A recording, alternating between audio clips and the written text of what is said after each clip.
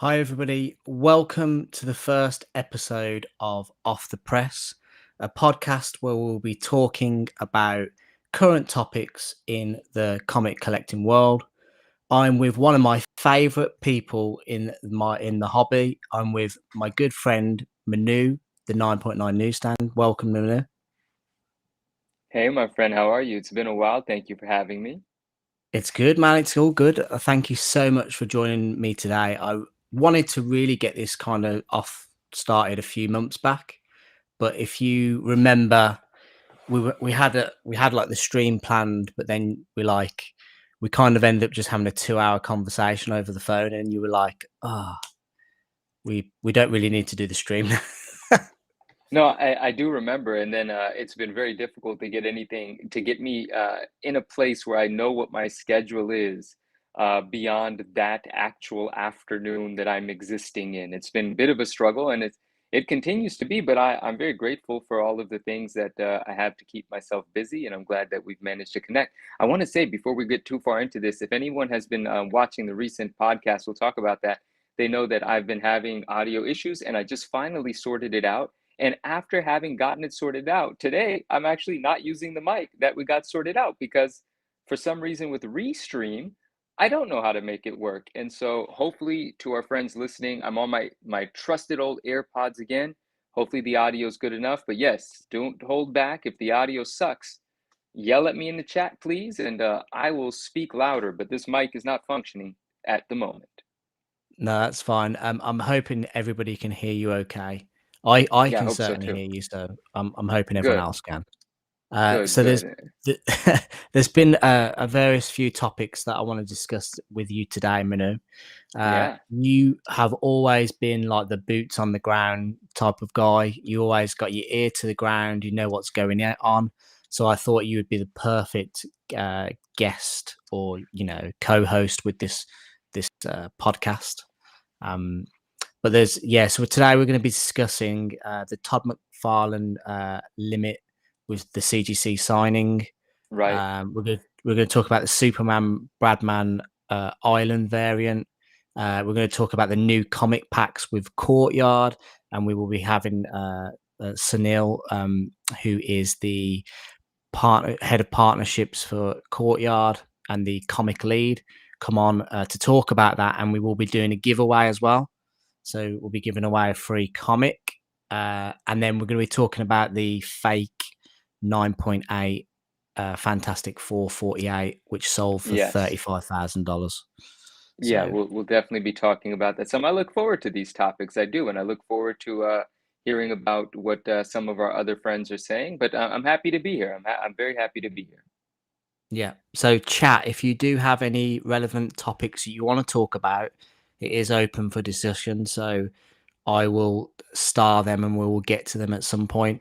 We might actually do like an audience questions thing at the end. So if you've got any questions for Manu or myself, we can talk about it at the end if you want. You happy with that? Yeah, absolutely. I just want to say hi to our friends. Yeah, It's really nice. You know, everyone's. I know you're going to go through the comments, so I will. yeah. I'll wait That's my fine. turn. But hello, everyone. We've got Derek in the house. Thank you so much for joining us, Derek. We have Absolutely, love you, Derek. JSS Always. Brooklyn. Thank you so much for joining us, buddy. Really appreciate it. We have my darling wife, Gemma. Thank you so much. Let's have a look who else we got. So look, they're all just chatting amongst each other. We have Mike Cecilia in the house. Thank you so much for joining us, Mike. We have Michael, what's up? Ryan RMS Collects. Thank you very much for joining us. Some Jimmy Peeps in his helmet. Yo. Thank you very much, buddy. We have Kenneth in the house. Kenneth, thank you so much for joining us. Anybody else? Say hello if you're here. All right. Can't see anyone else at the moment. But so you have recently started a really cool podcast with Mickey from Swaggle House Comics, Mm-hmm. Ryan from Mm-hmm. Automatic Comics, and Rob from Neo's Comics and Cards, or Yeah. Cards and Comics, whatever it is. Um, it's a really cool podcast called The Ungraded Truth. Yeah, are you? I mean, I'm enjoying listening to it. I really dig it. I I'm haven't happy to watched hear the that.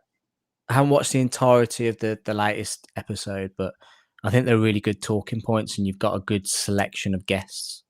Well, hosts. Yeah, Swag's done a good job curating it and putting it together, but you last night's episode, Swag is gonna do mini portions of Clips, yeah. the extended video and have those as isolated like 10 to 15 minute sections and videos as well, independently posted. But there are some things that are discussed and shown in the longer format version that will not make it into the brief moments.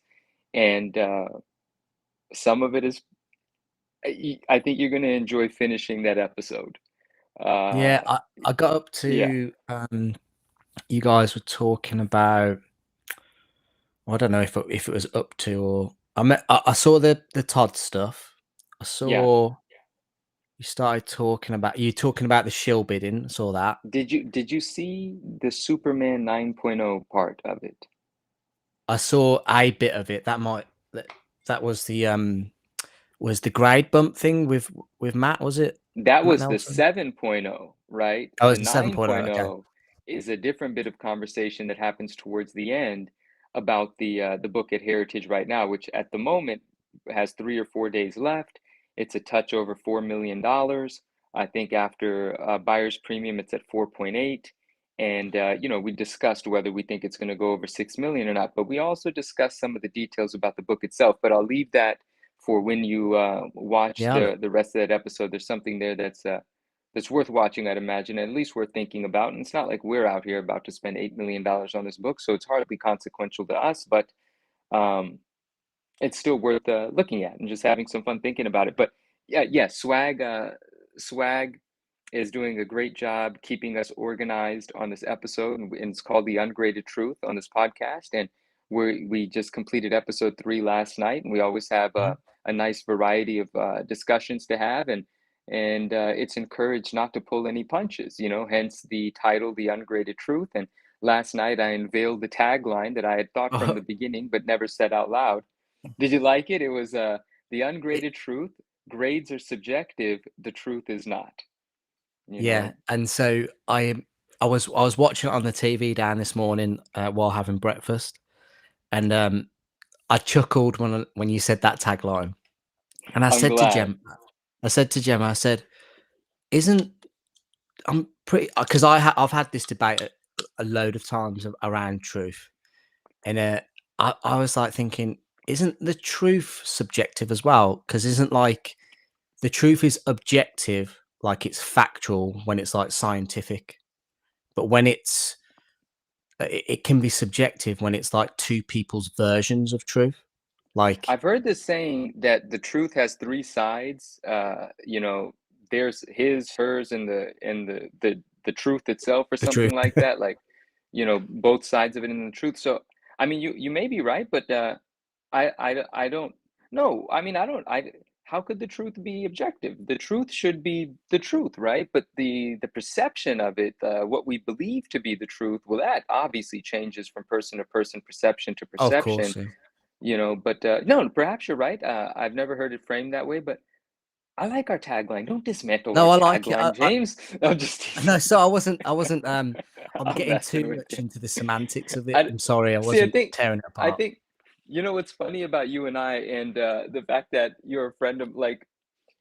I think there's an expectation of us getting on a screen and it being a show, or something like really organized and planned. And then from my mind, I'm always like, I'm just gonna go hang out with James. Like that's how I look Yeah. at these conversations. It's like, Well no, me and James are catching up. We just happen to be doing it with our friends in the chat as well. It's well, funny to me. I that's love it. that is the thing about it. It is literally this is just an excuse to hang out, let's be honest. No, I agree. I agree. And I've seen everything that you've been doing on your channel, the progression of your channel and everything. And then I feel separated from that, right? I feel like, but I'm not a guest on James' channel. I'm James' friend hanging out with James. But I feel like everyone else is like a professional guest, and I'm just like some guy that comes over to eat dinner with you guys, Like that's how Well I feel. I love well, that though. speaking of, well, when we've hung out before, there's been like an element of we've been talking about a subject, whether it would be the CGC Ben Gate or whether it was that first time Devastating. you came out and you hung out and we did we recorded like a 5-hour video just chatting, you know, and just We went getting all on. out on Maximum Carnage, yeah. Maximum Carnage, yeah. And that was just Uh, that was just me showing off the book that I purchased. But I tell you what is a great I know your story talking to you backstage right. or on the phone. But what was a really great interview was with this guy, with Lawrence from Man, Mighty Comics and Collectibles. I watched that interview and I was like, you know what? I know this information, but I can sit and listen to you and Lawrence talk for hours. I just find you so interesting to talk to. I It's shout out to Lawrence, and I gotta say, Lawrence, man, thank you so much for having me on for that episode, and thank you for the questions that you asked, the pace, and keeping me in line and letting me run when I'm running my mouth. I mean, just you did a fantastic job putting that together, and it's one of my favorite things that I've done with anyone online. And uh, so many people that heard that said such nice things about it. They left comments as well, but they privately reached out many people just to tell me how much they enjoyed it. And I got to thank you for that, man. That was a great opportunity. I'm glad that we made that time and you allowed me to shed some light on that stuff, man. That was awesome. So shout out to it you, was Lawrence. I really appreciate it, it. it was beautiful, and I would have loved to have clipped certain moments from that and run wild with them with some sad music in the background. Oh yeah, yeah, the James touch, exactly. You got to get everyone crying, James. I know what you're out here trying to do, all right? He just wants to No, get the but emotions out. yeah, that's the whole point. But this is so true what Gemma's saying here. She often hears your voice notes somewhere in the house Manu is a voice note guy. He I'm loves a notorious voice for it. note, and I they mean, are cause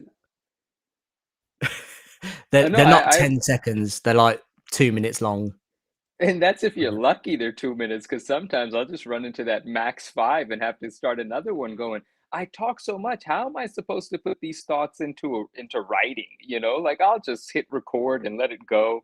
I might even redirect my thought or correct myself or have an epiphany in the middle of a voice note, and the first 2 Yep. minutes of it will have been a waste, and then I'll continue recording what my actual accurate thinking is.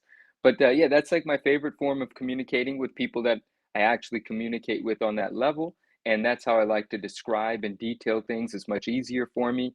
Um, and that's kind of what's led to all of the things that have happened, right? Because even when I was doing a podcast with Dave, it was brought on by Dave saying, dude, your voice notes, like these conversations, we need to have them in recorded form.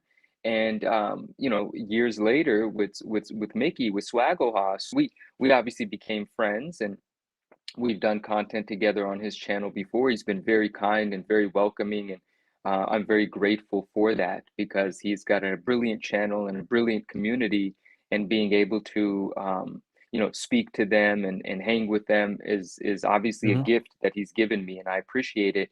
And he much like some of the previous conversations recently was like, Manu, the unfiltered stuff in the voice notes, like, we kill it in the voice notes, and we don't actually get to speak sort of that freely when we're recording, but let's try to flex that voice note muscle, and let's have a home for that. And that's why the ungraded truth, another way of saying sort of unfiltered or Yeah. unrestricted, to an extent, it's all kind of inspired from what in my world is the voice note culture.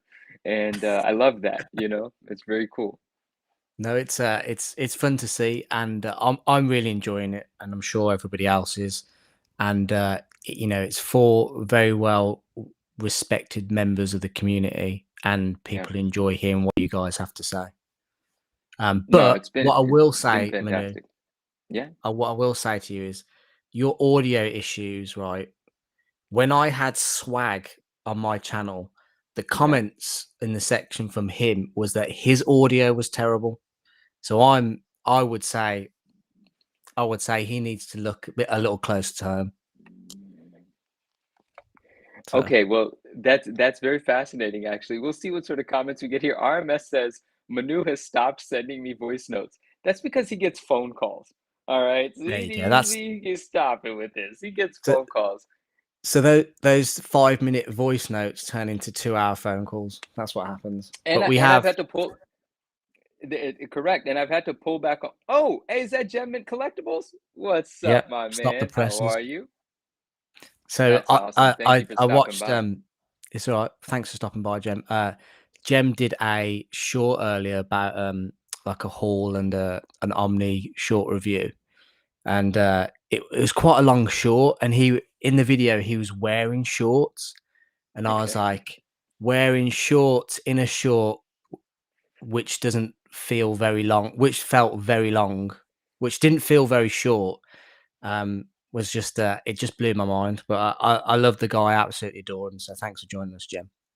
I'm not Um, short what we've just listened to James say, but I just want to put I'm not yeah. short. I'm not sure. I just want to say that. So, Sorry. but no, I appreciate you watching. Yeah, have you guys met before?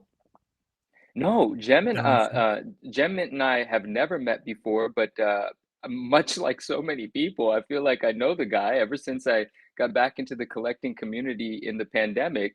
Obviously, he was one of the channels that I watched religiously. I've never even bought an actual real statue, and I still watch all of his statue reviews. I've never bought a single omnibus. I still watch his omnibus reviews.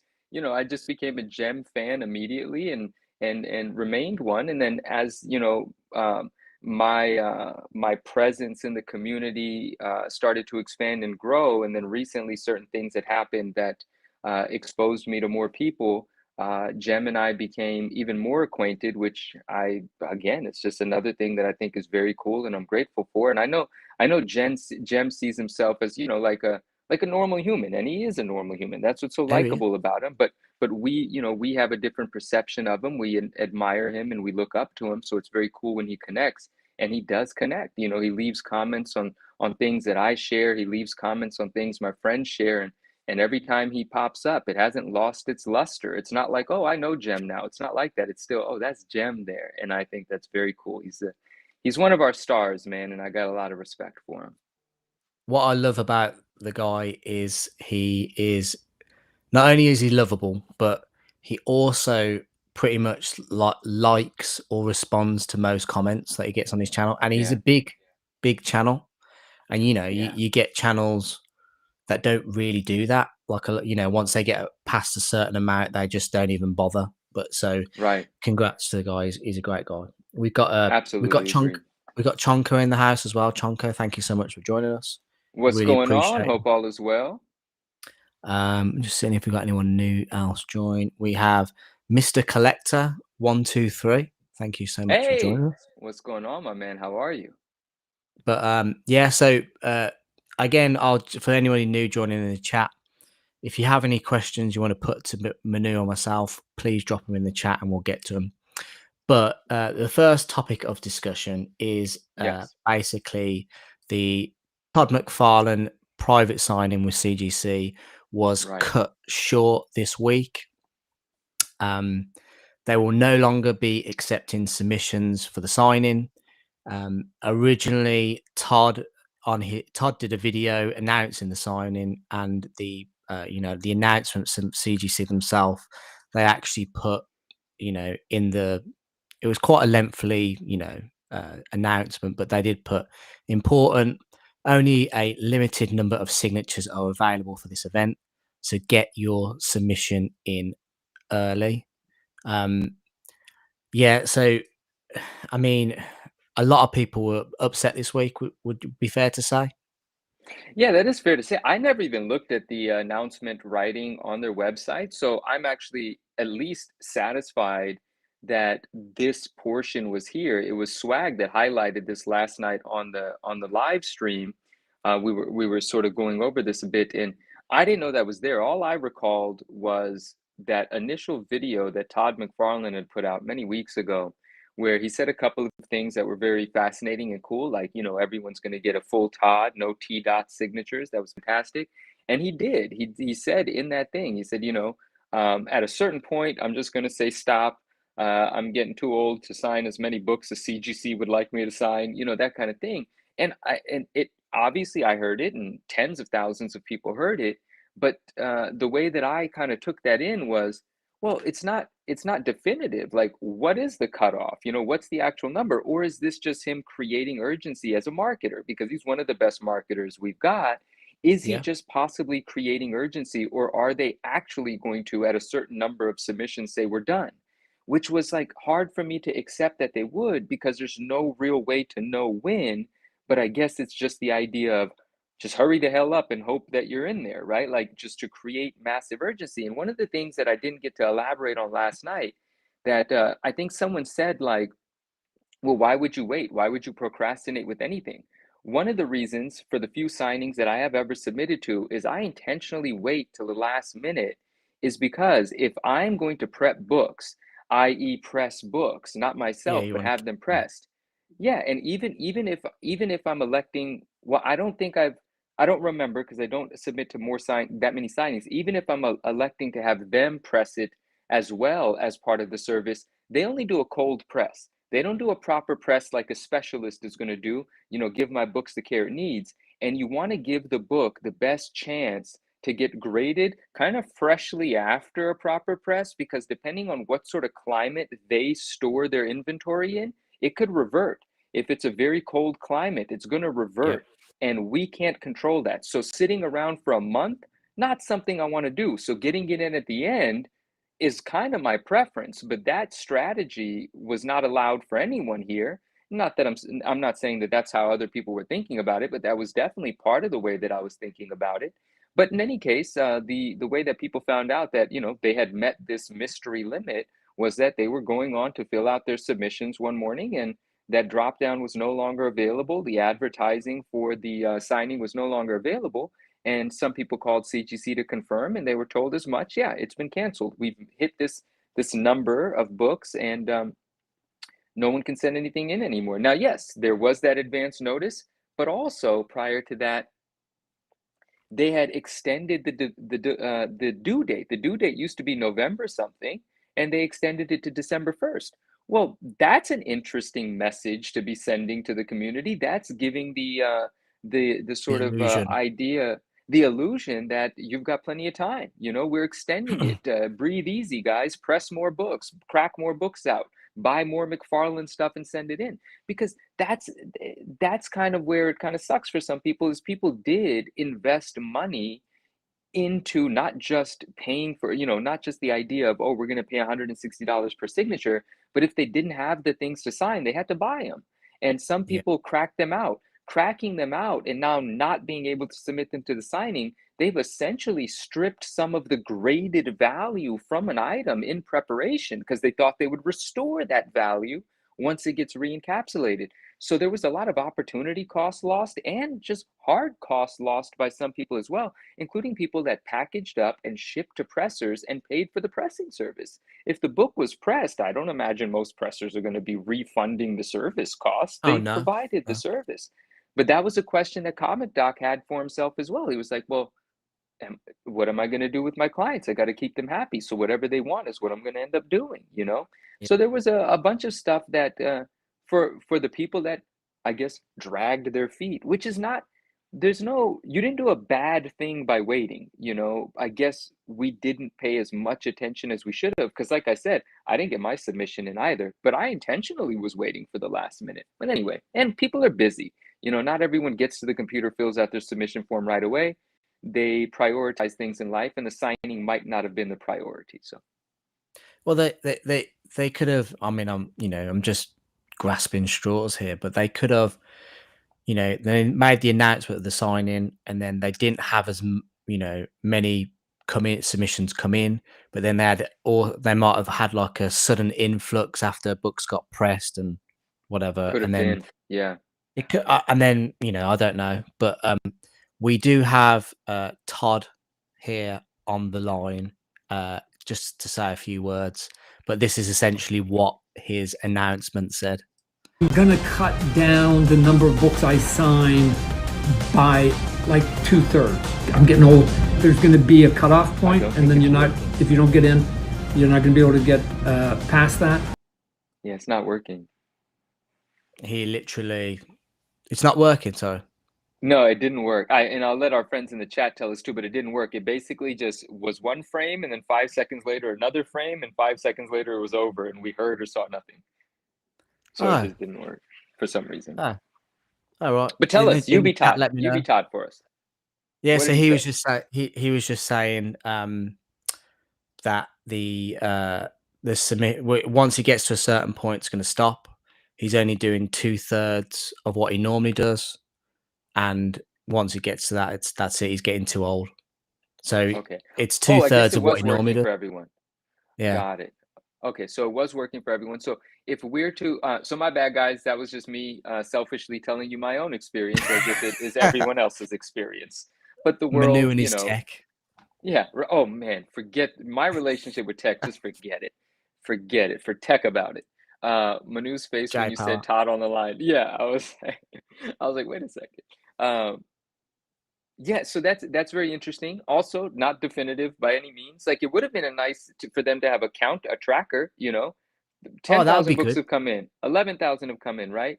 And then we made an interesting point last night is are they basing it off of how many submissions were created online? Because I asked the question to the group last night, how many times have you created a submission and not followed through? And everyone's answer was many times, because many of us have, right? Yeah. And so if that number isn't also definitive, right? Just because the order was entered does not mean that those books are actually going to arrive in Sarasota. So that's fascinating in itself. But even if they were just doing submission entries, whatever metric they were using to track the number, they could have shown us that, right? We could Yeah. have known. But regardless, this is just me harping on like the disappointment of it. But let's talk about the reasonability of it. Todd should not be. Well, I mean, Todd's making plenty of money here. Let's not say, that he's being forced to do anything. This is a good thing for everyone involved. But the man is right. CGC would have him sign 1 billion books. They wouldn't put a limit on that man's wrist energy. They would have him go all day and all night as they did for the last signing. And Todd was very vocal during the last signing. And he said, they held me captive longer than I ever wanted to. I made more trips than I ever anticipated, and I signed more books than I ever want to sign again in one event, right? Yeah. And this is him holding to that. This is him holding up his side of the bargain, which is, and I love that he does this because he doesn't let companies bully him around. And that's his entire brand. That's in his DNA. That's how he Yeah. got to being Todd in the first place. Marvel wanted him to do one sort of thing. He started doing whatever he wanted to do, right? And when they kept pushing back, well, then we got Image Comics. And here we are today. And he's one of the greatest of all time. And he continues to get even better in his business and so on and so forth. And so even with the relationship like CGC, which is mutual benefit, he still won't let them bully him around. He's going to control the contract. He's going to control the narrative as much as he can, and his demands will be met as they should. I would take the side of Todd over the side of whatever company is contracting Todd any day. And so I'm not upset with the decision making. I just kind of felt a little bad for, collectors. Well, kind of not a little bad, depending on what sort of an investment they had already made for collectors that aren't going to be able to have their book signed. And I wanted to get a couple of things signed with that cool scroll logo that they're introducing. But it is what it is. I'll just buy them. There's going to be tens of thousands of them on eBay. So, do you reckon my submission got there in time, being an international customer? I think the fact that you were able to create the submission means that your submission is valid. Well, so I'm doing it this time. I'm doing it through a third party. So I'm doing it through Bear Maximum. It's a UK company. Shout out to Rich Watkins. So when Todd announced the signing, because if I send directly, CGC have said don't send directly if you're an international. You got to Okay. go through a facilitator because with tariffs and all that and import, and it's just too much money. So I contacted Bear Maximum and they were facilitating the signing, and I shipped my comic off to them, had it pressed, and requested a custom label, which was the scroll, which I Nice. think looks. I mean, I don't know. You just said that you liked it, but I think that looked great on the book. I think it's cool. I like that they did this like super, unrefined first iteration of his scroll, where with the last Yeah, signing, they did like the modern version. And the modern yeah, version is not the one that I'm nostalgic for. I'm yeah, nostalgic for the exactly. one that that kind of existed right after this version, right? The ones that we see on the ASM 316, so on and so forth. Like yeah. So more close to this version is my version than the original custom label from 3 years Yeah. ago, but I admire that one as well. You know, I submitted to that signing some select items, and that was the logo I went with. I didn't get the Spawn logo on anything. Well, I didn't submit any Spawn books to that one. And this signing, I'm not going to talk about what I was going to submit because they're secret items. And Yeah.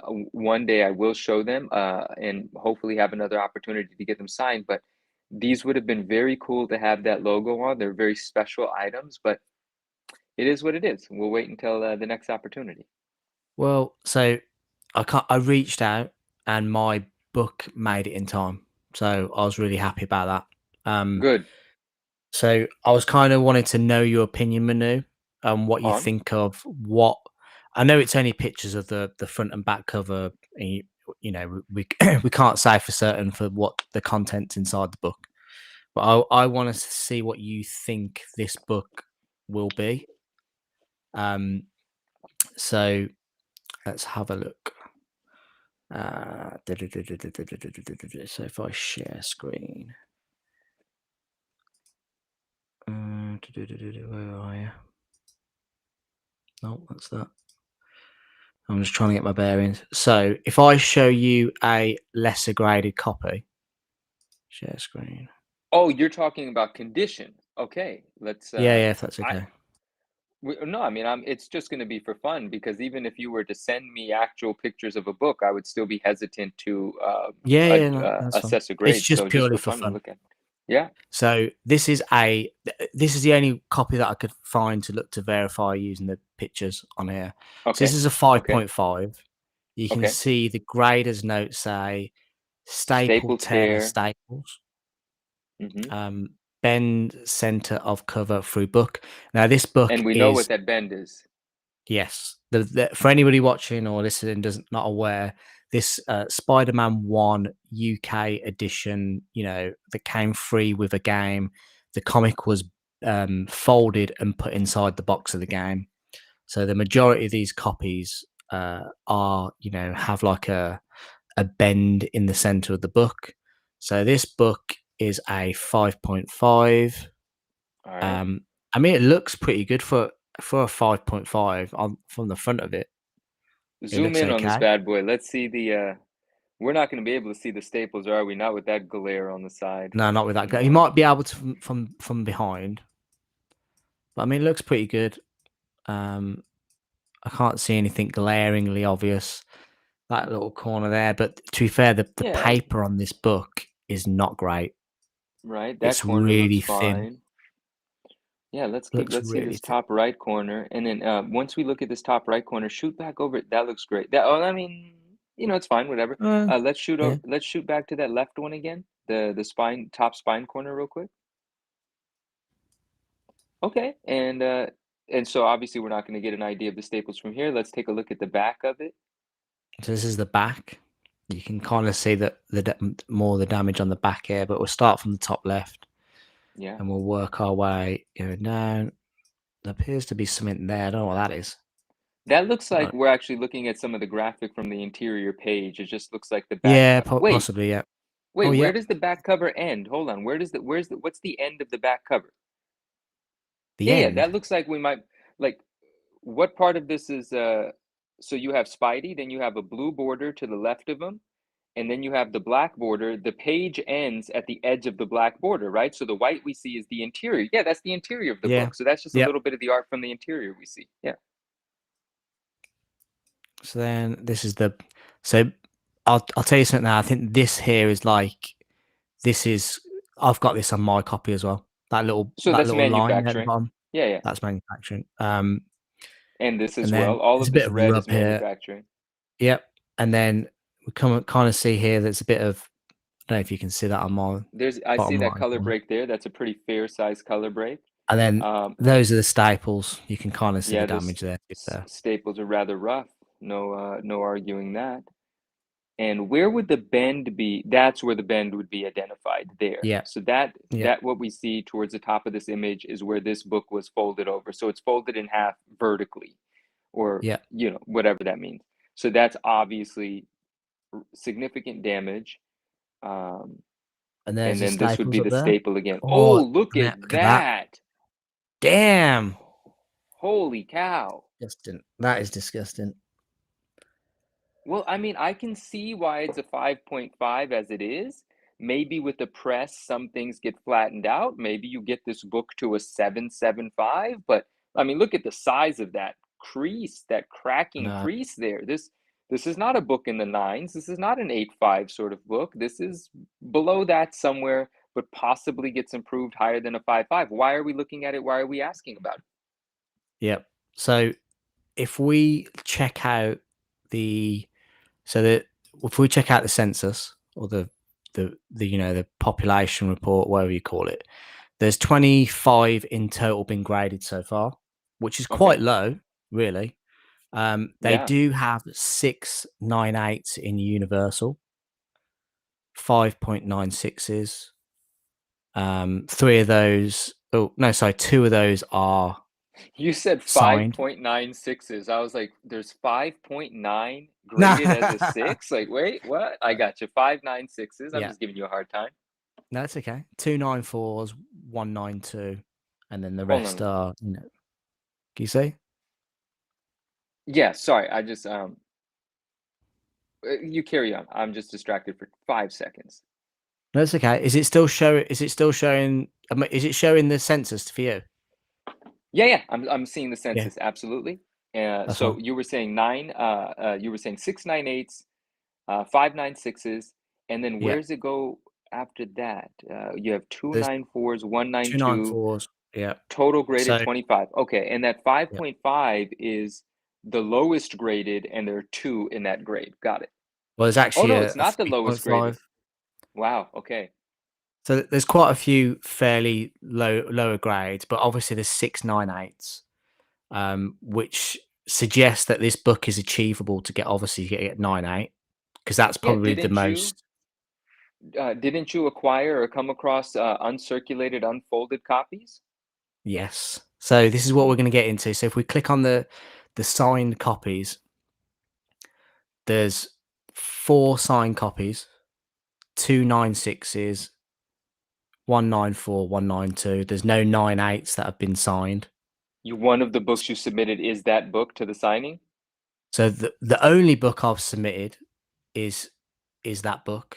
Oh my gosh, bro. But what I want to show you is I want to show you my copy. So bear in mind the copy that we've just seen. Yeah. Stop sharing screen. Now, let me just grab my copy. Share this window. Right, can you see this? I can. So this is my copy, and this copy has not been folded. This copy was recovered from a computer game store from the 90s, and it has not been folded like the other copies in the boxes. So if we check out the top right corner here, I mean, that looks pretty good to me. I can't see anything wrong with Is this the zoomiest you can do, or can we zoom into it more? I don't. I It's all right. yeah, Oh okay. yeah. Let's do that. Because I'm looking at it on a tiny screen. Okay, great. I'm enjoying this. Yep. So that's the top left, and then we're gonna go to the bottom here. Gosh, this is a good looking Maybe. book, man. Oh, Is there any dirtiness on that square, or is that square typically a grayish color? I think it's a grayish color, but I have had it obviously pressed and cleaned. Very nice. So Okay. if there's any dirt on there, stacking dirt or anything like that, it's gonna go. And then this is the bottom. Donnie boy, Real McCoy, what's going on, my man? Hope you're feeling well today. Talk to you very soon. Thank you for hanging out. He said, "Hey, Thank my you for man." joining us. This is the bottom right hand corner. I Yeah. mean, it looks good to me. And It then this does. is the top right.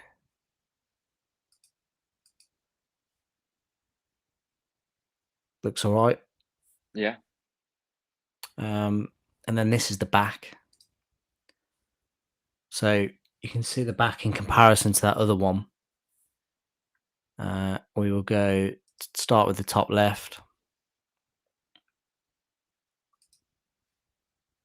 Is that looking? Is that to you? Beautiful. Like, this is obviously before it's been pressed. This is fantastic already. Let me get the bottom left. Yeah. Look at So you can that. see it's Beautiful. still got that same little mark that the other copy had. So it's obviously a manufacturing Yep. And I thing. imagine we'll see a few more red specks to the right side of where it says Doom, right? Because the other copy had that as well.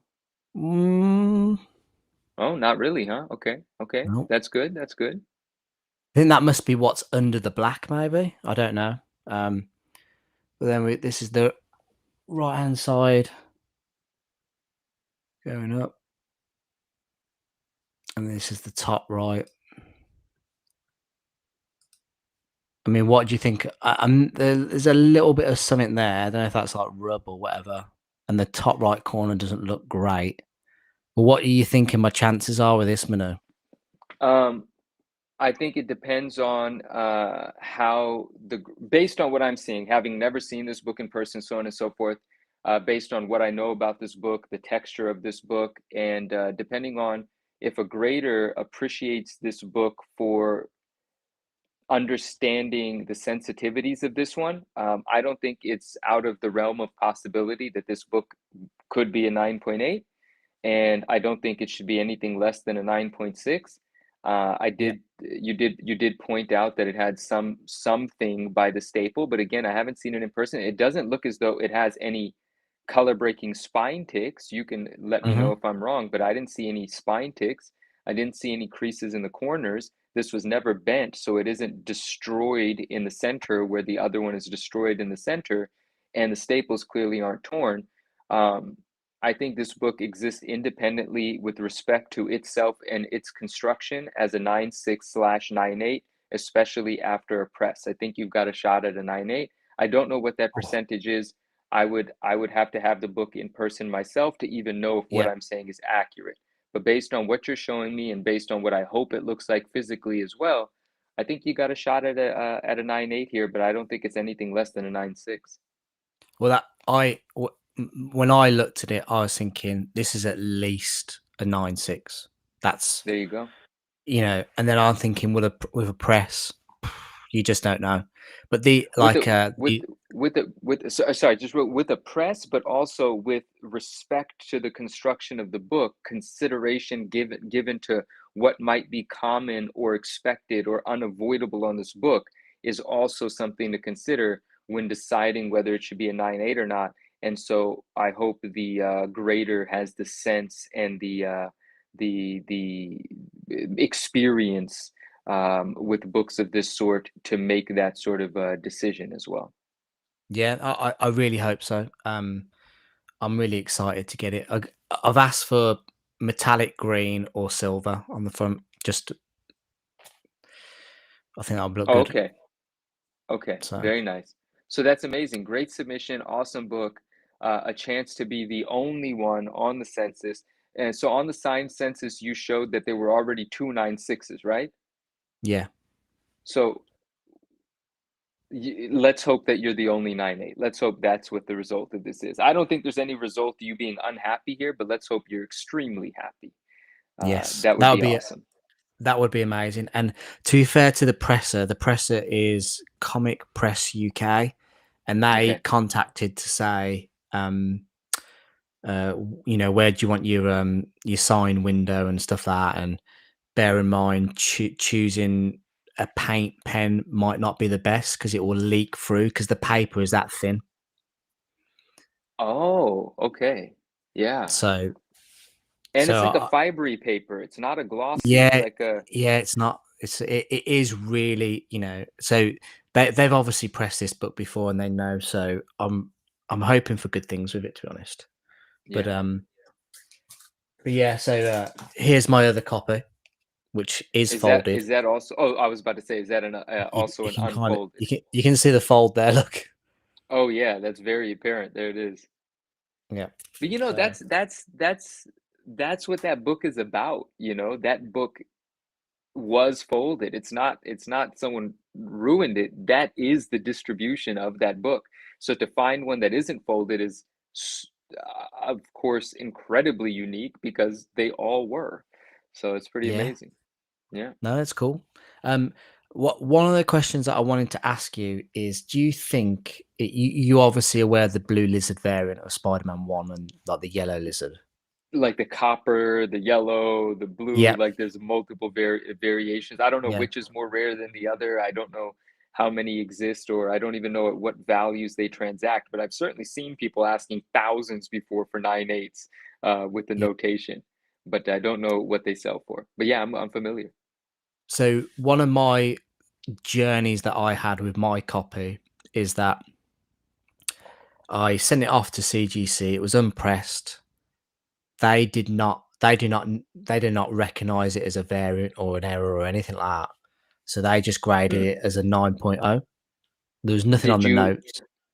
did you indicate, you obviously told them when you created the submission that it Yeah, was that variant, and they just yeah, neglected that? Because yeah. you and I both have seen them put that on the label. It's not as though they aren't aware. They just neglected to do it that time. No, I've not seen. I've not seen CGC note it at all. Let's try to let's do a quick eBay. I've Uh, definitely so I've definitely that seen it. so I then had to crack it, get it pressed, and sent it off with CBCS, who do note it. Oh, maybe That that's what might be I've what seen. you've. That might be what you've seen. Let's have a look. All right, I'm gonna do a quick poke around. I think this is That's cool. fine. Blue lizard. Spider-Man 1, Blue Lizard. Spider-Man 1 CGC. Let's have a look. I spelled lizard wrong. So there's one on eBay for $2,000, but it doesn't mention anything about. It doesn't mention anything about it being a Yeah, so blue how would lizard this on the like label. this person's just like, trust me, bro, this is the Blue Lizard version, $2,000, Well, but it says nothing. exactly. So like that was my worry. So that because it didn't note it on the label, I was like, how do I even know that's my book? So that's why I was desperate to crack it out. And you know, But and I see the CBCS one here, and that is with the note on the label. Let me just confirm before I say that. It says lizard appearance, Blue Lizard variant. So, okay, so maybe I'm familiar with CBCS notating it because I'm looking at one right now, and perhaps I've never seen a CGC one notated. They should fix that. so my question to you, Manu, is: do you think that PSA would note it? Yeah, 100%. And you know, and if even if they get it wrong the first go around because maybe they, you know, weren't it wasn't indicated by the submitter, they would certainly correct it. Like PSA's aim is to identify the details that collectors want them to. And so I think they would, and not only would they, I think once the pop report is live, which is coming very soon, um, it's probably likely going to be broken out in the pop report as well because they are doing that for like Mark Jewelers and stuff, which no one has done Yeah. before. And so this is the sort of error variant niche sort of thing that I've, you know, been very adamant about. Like, let's support the niche collectors. We really care, and they want to. So I think they would notate the label, and I think it would be separated on the population report. But they would definitely note the label. It's very interesting to me that CGC has neglected to do so. No, yeah. It's just one of those crazy things. But I do have a CBCS copy, and I'm kind of contemplating maybe sending it off to PSA, just to see what that looks like. That'll be an Yeah, interesting experiment. yeah, So I know. Yeah, if it's just for good fun, or even if it's not just for good fun, I think it's really cool. And so now I'm looking at another listing, a CGC and a CBCS, but I think in this one as well, the CBCS one is the Blue Lizard, right? Yeah. yeah, Okay, cool. um, Well, that's enough confirmation for me. that's cool. That's cool. So It is. We do have a guest joining us in a second. Cool, very So cool. we will be talking about Courtyard.io. Now, Courtyard.io is a online virtual vending machine that sells packs for trading cards for sports, Pokemon, and they recently started doing the past couple of months. They started doing comic packs. They had a first comic pack which was $200. I did a video on it, and I pulled an ASM 300 in a 9.0 on my first pull, which I thought was incredible. They have recently started to do new comic packs this week, and we have Sunil on the line, who is Ilsun Comics, and he will be talking to us about the recent new additions to the vending machine. So welcome, Sunil, to the channel again, my good friend. My friends. Yo, what's going on, my man? Is this the first time you and I have shared a screen together? Yeah, it is. It very much is. I've been enjoying the conversation. I feel Thank you. I feel like an I amateur think it's awesome. wading in. Great to see you. No, we appreciate you coming on. I know I messaged earlier, Sunil. Like to see if you would be interested to come on. So thank you for coming on last minute. This week has been another big week for Courtyard. They have introduced some new packs to the vending machine. You guys have introduced a $50 pack called the Comic Pro, a $100 one for the modern comics, and then is it $200 for the bronze, and then $500 for the silver age? That's it. Or the silver pack. Well, I mean, you are the head of partnerships and you are the comic lead. This is all pretty much, you are pretty much running this, filling the vending machine. How is that as a new job? Is it great just purchasing comics? Yeah, so I joined, I started the project in probably April time. And as you mentioned, we did the first launch. And with these things, you learn a lot as you go, a huge amount as you go. So we launched the first one at $200. And $200 is a lot to get started on a new concept. But I was really obsessed with, on that first machine, making sure that every single book was as good as it possibly could be.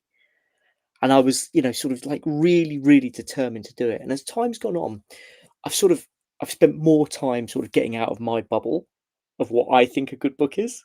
Yeah. I'm thinking like more broadly about what the audience is. And we went to New York Comic Con, and this is slightly off topic for you, James, to start. We went to New York Comic Con, and for those of you that haven't been, comics is a third-class citizen at New York Comic Con, maybe fourth class. Like everyone is bigger, louder. Like comics has a tough place, and we did this giveaway with Courtyard, where we gave away free graded collectibles every 30 seconds for 4 days. It was. I did see somewhere. Was it $75,000 worth? Yeah, probably around that. And you basically came up and you pressed this big red button, and we gave you a card. And I spoke to 1,800 people at New York Comic Con, 1,800, and said to them, "What are you hoping for?" Number one, Pokemon. Number two, One Piece. One Piece, which blew me away. Huge One Piece audience. Number three, Marvel Comics. Wow. Number four, comics. And number five, DC. And we gave away a lot of graded comics. And when you put the graded comics in your hands, it was really obvious to me there was a whole bunch of people that had never held a graded comic before. Oh, wow. That this was their first one. And we were giving them away free, so you could argue it's a different demographic. And if we'd gone to, Baltimore, maybe it's a completely different vibe. But in that sort of really mainstream environment, you could see that there was a bunch of people that were really genuinely excited about comics, but hadn't found a route in. So when we started thinking about how we could move Courtyard on from where we were, one of the things I really wanted was this entry point, which was not scary for non-comic fans. So if you're a real determined comic fan and you know everything about comics and you're a real collector, getting a slab that's worth $25 kind of doesn't make sense to a lot of people, because they're Yeah. like, well, by the time I've done grading costs and shipping costs, no book should really be in a plastic case at $25. Mhm. Yep. But if you're brand new to it and you've never seen one before and you pull it out and you get a Nakayama cover, you're like, Wow. I've never seen this before. This thing is crazy. And maybe it doesn't matter what the financial value is compared to my excitement at seeing something. Yeah. Pokemon is huge at the moment. Sports trading cards has been huge since day one. If I can bring any of that energy which Courtyard has for Pokemon and sports into the comic scene, this is a huge opportunity for me to like hopefully expand some of the people that get comics. So the Comic Pro, like you said, is $50. Bronze, modern at 100, bronze at 200, silver at 500. And going back to your question, um, filling the machines is wondrous and time consuming. Yeah. So there are thousands and thousands of books in the machine, in our comic packs, and I have hand picked all of them. I Wow. process every single one of those books myself. So I check the cert numbers, I check GPA, I check Go Collect, I check the sources to go, right, are we offering a appropriate fair market value? Which means sometimes I have to say to dealers, this book is not worth what you think it's worth. Yeah. Which is sometimes a tough conversation to have It's with tough for dealers. them to hear. Yeah. Yeah, it is tough, right? Because people have been sitting on books, they send me a list of books, and I'm like, I'm going to pass on some of these because there isn't a fair market value. And for us, we have to be transparent with the audience. So, and the reason I'm saying we have to be transparent is when you play, you put your money into the pack. It has a minimum floor, which is for the comic machines is 50%. So at $50, the minimum value book you can pull is a $25 book. Yeah. The maximum is $800. When you pull it, it reveals on screen, and we're going to do a demo in a minute. It reveals on screen, and then it immediately gives you an instant buyback offer. And that Mhm. has to be right. Because if that's not right, I've let you down, both Yeah. up and down. So if I give you a really low price, you'd be like, ah, man, I should have got a higher price because I don't really want this book and I want to sell it back. And also, Yeah. if I give you a super high price, you could be like, well, this is disappointing because like I kind of want the book, but now it's overvalued. So you have to be right. Yeah. Like, and I get that, there's some subjectivity to it, but as much as possible, you've got to be really right with it. And by the way, so that the options when the book is revealed, you can ship it straight to your house. You can leave it vaulted with us indefinitely for free. You can Yeah. sell it in our marketplace fee free, or take the 90% buyback, which is lasts 7 days.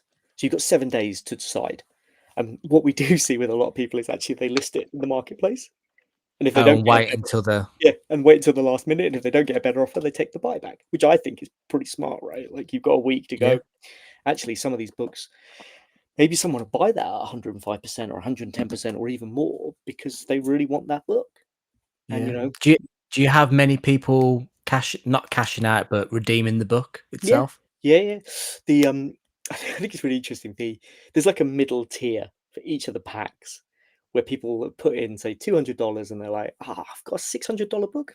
You know what? Ship it to my house. That's the perfect range of I've done really well.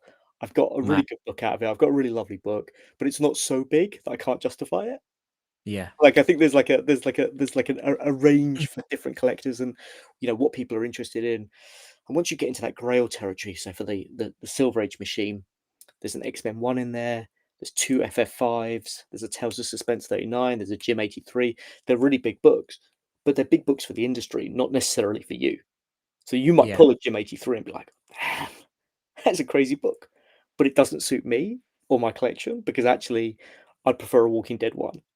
Oh Or yeah. actually, I'm a Golden Age guy, so I'd prefer something different. So I think it's really interesting in that. The other thing that I think is really interesting from a collector's point of view is um, when I bought my after years and years and years of thinking about it, when I bought my Superman 1, I kind of got stuck as a collector because I was like, well, what do I do now? Where'd you go from there? Yeah, like once you've got the book that you've been questing.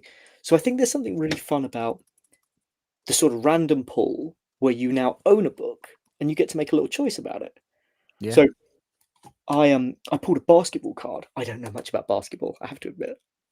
I don't know much. But I pulled a basketball card and I got this killer Spike Lee card that I've never seen before. Like a black and white Spike Lee Jordan Nike collab card. And I was like, I've never seen it. And it sent me down this rabbit hole of like discovery, of like finding out loads more about this stuff, finding out how many cards there were, and slowly picking them up and eBay and different places, as well as on the Courtyard marketplace. So it just, I think it's got the ability to start you on a little journey as well. So for me, there's the thrill of big books, there's the excitement of it. It's obviously not everyone is a winner. You can Yeah. get lower than you put into the machines. But for me, there's an excitement of how do we bring new people in? How do we make sure that comics doesn't get left behind in the excitement of Pokemon and sports trading cards and even One Piece? Like, how do we make sure that comics is along for the ride, which is really important to me? And also just helping people to have a bit of fun. So, although I work for the company, I'm a comic fan and have been for a long time. We're not going to replace your local comic shop. We're not going No. to replace Comic Cons or claim sales or live shows or any of that. I want this to be a fun addition to the hobby that gets some excitement and brings people in, rather than, yeah, we're the next big thing. We're going to take over everything. You're not going to spend money anywhere else. Like, it should be adjacent to all these other things. So, yeah, it's been a great week. The reception to it has been really, really positive. I think the first launch did really well. We brought loads of people in, loads of people had fun, but you just sort of saw actually we needed a bit more variety to Yeah. be able to bring in that next set of audience. So yeah, that's where we are. That was a really long answer to your question. No, it's okay. I think and Manu, jump in whenever you want, but like collectors and especially with comic collectors or people who read or buy comics now, that there's always something with these blind bags and stuff like this, and these obviously are like a virtual blind bag in a sense, and the collectors people's tastes are changing, and I think like they're after a little bit more excitement now, and there is an element of like it's an element of gambling to it. You don't know what you're going to get, and that's like with the blind bags. You don't know what you're going to get. People can either choose to have a go or not. There's no pressure or anything like that. Yeah, and And I think Pokemon and sports trading cards as a hobby have always had that in their DNA much more than comics.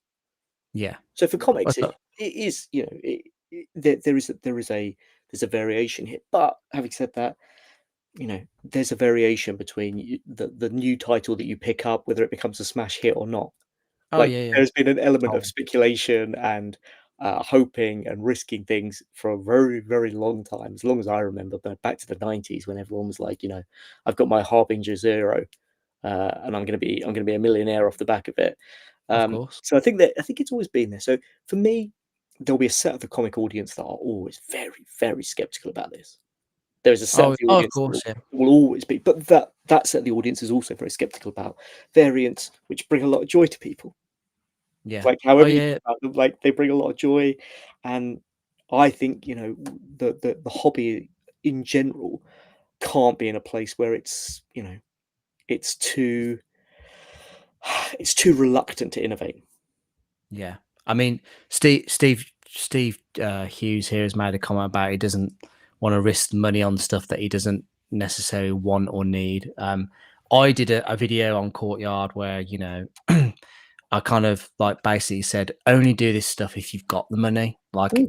I've got disposable income. I would never suggest that people go and spend money that they don't have, or it's one of those things where if you've got the income to do it, you can do it, and it's just Yeah, a little bit. yeah, and I think the one point I would make on this, and there is an inherent risk to what we're talking about, but the other side of it is it's worth talking briefly. I believe it's worth talking about the Courtyard business model. Yeah, So on the $50 pack, over a period of time, if you bought 1,000 $50 packs, you would average $50 worth of value. We make no money on the pack sales. The pack sales have an expected value of whatever the buy-in price is. Where we make our money as a business is we buy at 90% and we sell at 100%. That's Ah, the business model.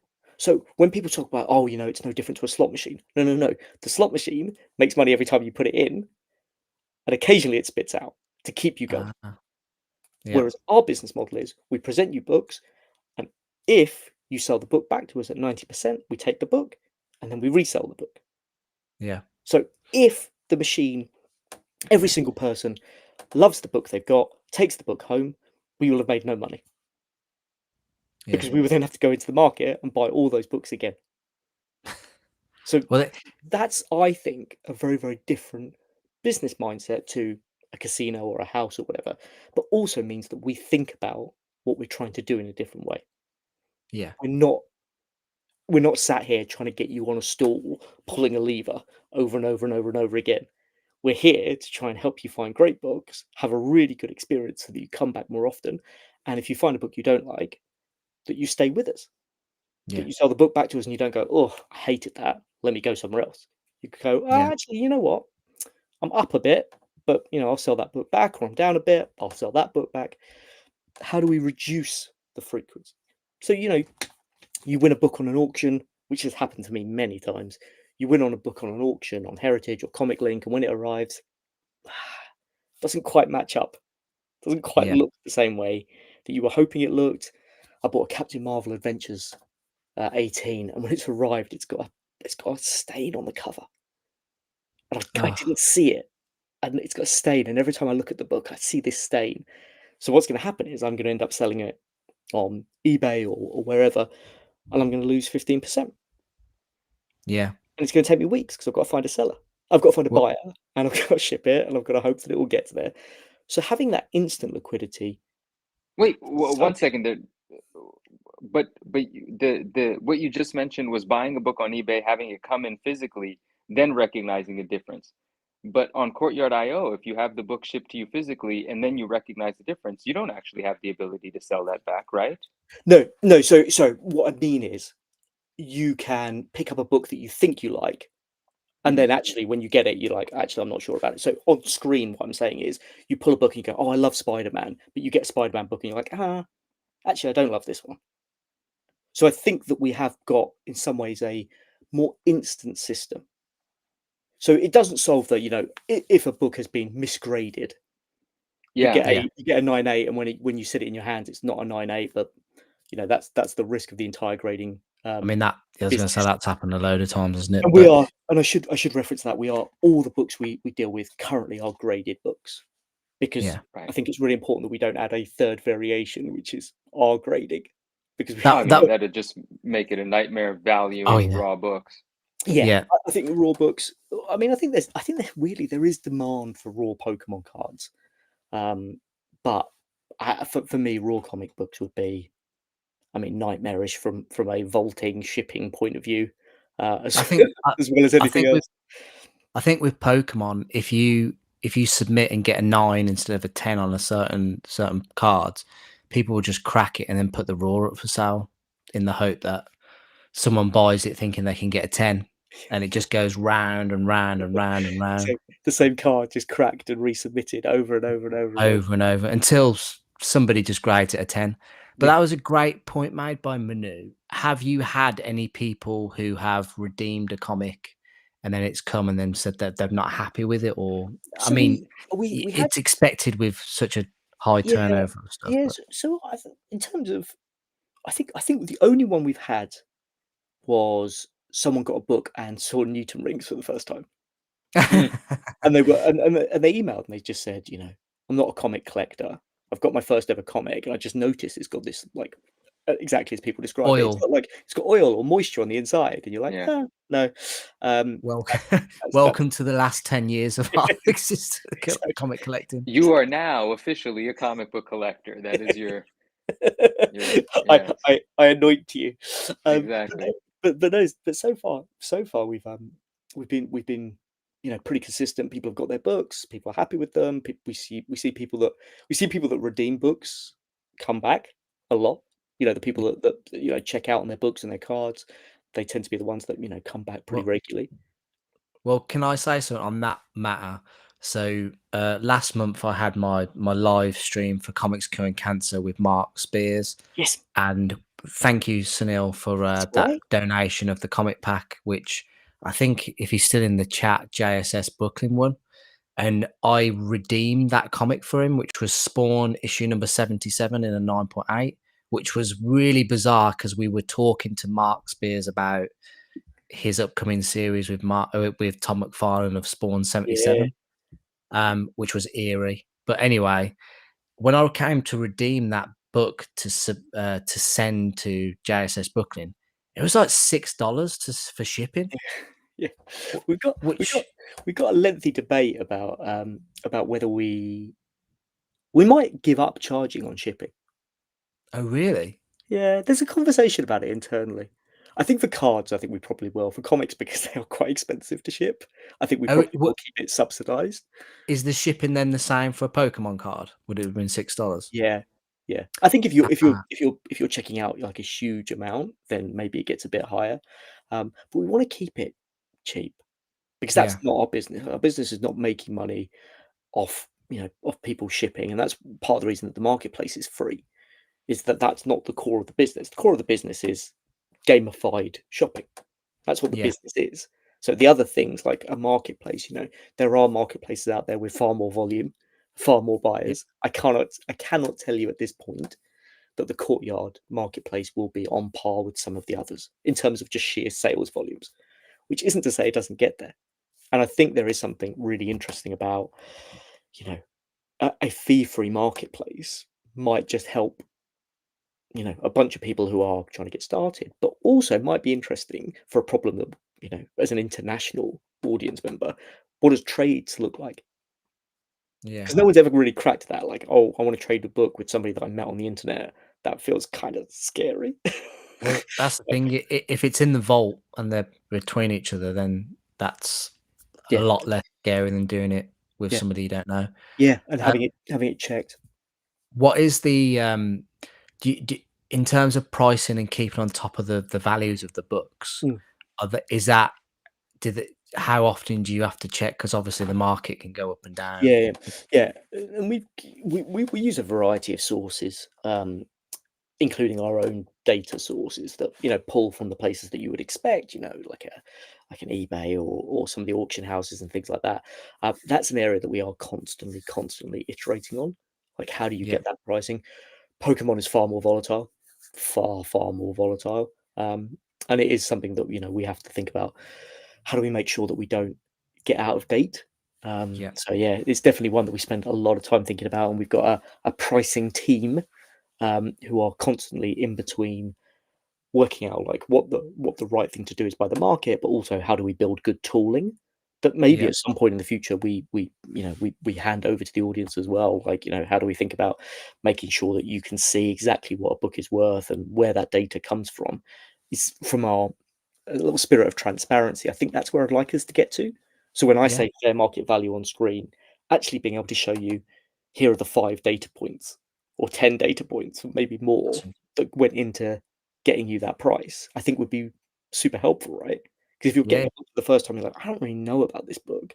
And you look at the data points and you're like, oh, actually, there's one like high sale or low sale, then you might want to make a different decision rather than yeah, like having to pull up. But I imagine most of the people that are really focused on FMV in that way will have access to a GPA, Go Collect, the cover price, key collector, like whatever is your tool of choice. I think a lot of the sort of more diehard fans will have something there. Do you yeah. have I mean, PSA slabs as well? We don't currently, and we don't currently for technical reasons rather than an industry opinion or anything like that. Just because there's no exposed API yet. Mm. So as and when that comes, and we've chatted with the team, the incredibly nice team at PSA, there's no reason not to, apart from just technical integrations. And really, for us, we were CGC only for technical reasons. PSA arrived in the midst of us launching the first machine, so I think I imagine we will find a place next year where there will be PSA slabs Is alongside. this might be I don't know what sort of questions are welcome here. I'm just here. But is Nat Turner a part owner of Courtyard IO? Nat Turner being the owner of Collectors Universe, being the company that owns PSA. Yeah, you know what? I don't know. Is my honest answer. So obviously he's been around a long time. I don't know whether he's got personal investments in the business. The business has, gone through a number of funding rounds over the years. He may have at some point that I'm absolutely not privy to. Yeah, I've never asked the question. It's just something someone whispered to me, and I was not able to valid. I had no idea. This would have been my first opportunity to ask the Yeah, question. yeah. Actually, no, I don't know. I'm going to put it on my docket of things to ask tomorrow. No, it's fascinating, right? Because he obviously has much to do with PSA, so it would make sense, that. Yeah, Yeah. Well, and of course the comic vending machine is CGC only, but the the Pokemon trading cards. machines, Pokemon Oh packs, yeah, of course. That's primarily PSA. Yeah. predominantly PSA with some Beckett in there, And CGC as well. very small amount of CGC. Yeah. It's almost the reverse, right? PSA Beckett so strong in cards, and Beckett, especially in that the sort of black label Beckett, really really strong. PSA dominant. In CGC there's a smaller chunk. I can see Manu's mind ticking there. No, I was going to ask it. I realized rather quickly it's an insignificant question, but I just got curious. Like, are there black labels on the platform? The Yes. Beckett black labels. That's Yeah. pretty cool. Yeah. So the Pokemon was the original reason that the platform really got firing. Like that was the thing that really caught pace. And sports and comics are absolutely in the shadow of Pokemon. We launched a Pokemon Legends pack about 3 months ago. The pack price is $2,500, Wow. which means the top card in there is roughly in that $32,000 mark. Wow. That and since we did that, we've also then launched the equivalent in sports, American football, baseball, basketball, etc. So there is, if you want to go big, there is the opportunity to go really big at that. Yeah. That's Derek's asked a question which I'd love to answer if that's all right. which one is asked? Yeah, I was going to say is asked two. Do you want both of them? It's actually the fair market value one. So Okay. all right, we'll do this one first. Go on. Is there a mechanism to sell slabs directly to Courtyard? Not yet. Because at the moment it's just me handling the buying. I'm buying via dealers, and it was one of the things that I was really, really keen on when I started, is that we didn't just go into the market and buy raws and grade them ourselves to try and make the best possible margin. I was like, we have to be part of the scene. That's too time consuming, isn't it? And Well, I mean, yes, but financially beneficial, right? You can find, if you've got money, you can find time for it, and vice versa. But from my point of view, it's I want to be. I have a reputation before this, a reputation after this. I want to be helpful to the scene. So for Yeah. me, being able to spend money with dealers respectfully, not lowball anyone, not give anyone a disgusting offer because we're trying to, fill our packs, give reasonable offers. But that means that we are buying in bulk. So I'm buying, 50 to 100 slabs at a time rather than one or two from individuals. So at the moment, it's not there. Long term, it might be, but in the short term, I'm keen that we support the dealer networks that then fuel the shows and stores and all of those things. And then the second question is it's easy to determine fair market value on something that sells a lot, like ASM 300. That book sells a lot. How do you do fair market value of scarce, like one-on-ones? So as much as it pains me, I do sometimes turn down books where I can't be sure of what the fair market value is. If the data is just so vague. So I look at the data for that grade, and then we look at the data in the grade below and the grade above, and we look to make sure that there's nothing sort of wonky. But if you get a book, which I do get, especially Silver Age DC, high grade Silver Age DC, where you go, well, one has sold in 3 years, and actually more times than not, I pass on the book. Yeah. Rather than bring it in and misprice it for the audience. And dealers sort of sometimes say to me, "Oh, I'll do you a good price on it." And I'm like, "But that's not the point I'm asking you. I'm asking you, can I look a member of the audience in the face and say, this random Detective Comics 376 in a 9.6 has a fair market value?" And the reality is, it doesn't. It has a previous sale. It doesn't have a fair market value. I think a great reflection on fair market value was Manu was recently involved with Bryce Comics had a 9.8 Batman Newsstand 423 of Newsstand. Batman 423, and he contacted you, Manu, for your opinion on what you think the comic was worth. And I think you said about $5,000. Yeah, I think I around said that if range. yeah, I said if I were selling it, I would be asking 5,000 or best offer. But carry on because the story gets better. I was going to say, didn't he then because he was doing it for someone else? They was it 7,000 or something around that range? I'm trying to Well, think. yeah, I'll wrap it up real quick. So, the seller of the book, the person that wanted to essentially sell the book, he was Yeah, requesting roughly a $7,000 value. He was referencing Amazing Spider-Man 398 Newsstand as a possible comp because the 98 Newsstand of a 423 doesn't have a recorded comp. And yeah, that's not necessarily apples to apples, right? Those books have similar audience, but a different market and a different significance.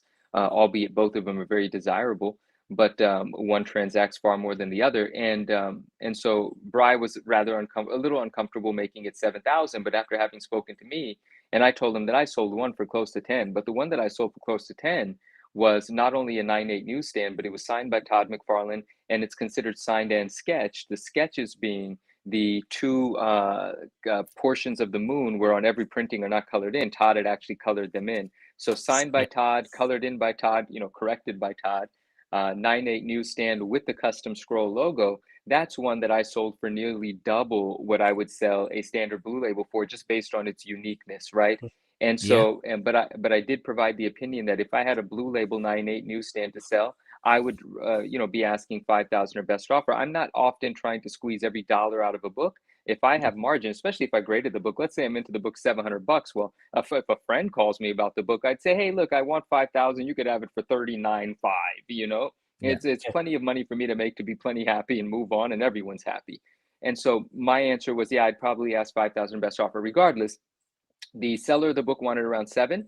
I said I'd sell it for around 5, and he decided in the center he felt good at 6, and it sold rather quickly at $6,000. So, and then when I made my little clip about it or whatever, I said very happy to be wrong here, Yeah. and I thought that was good.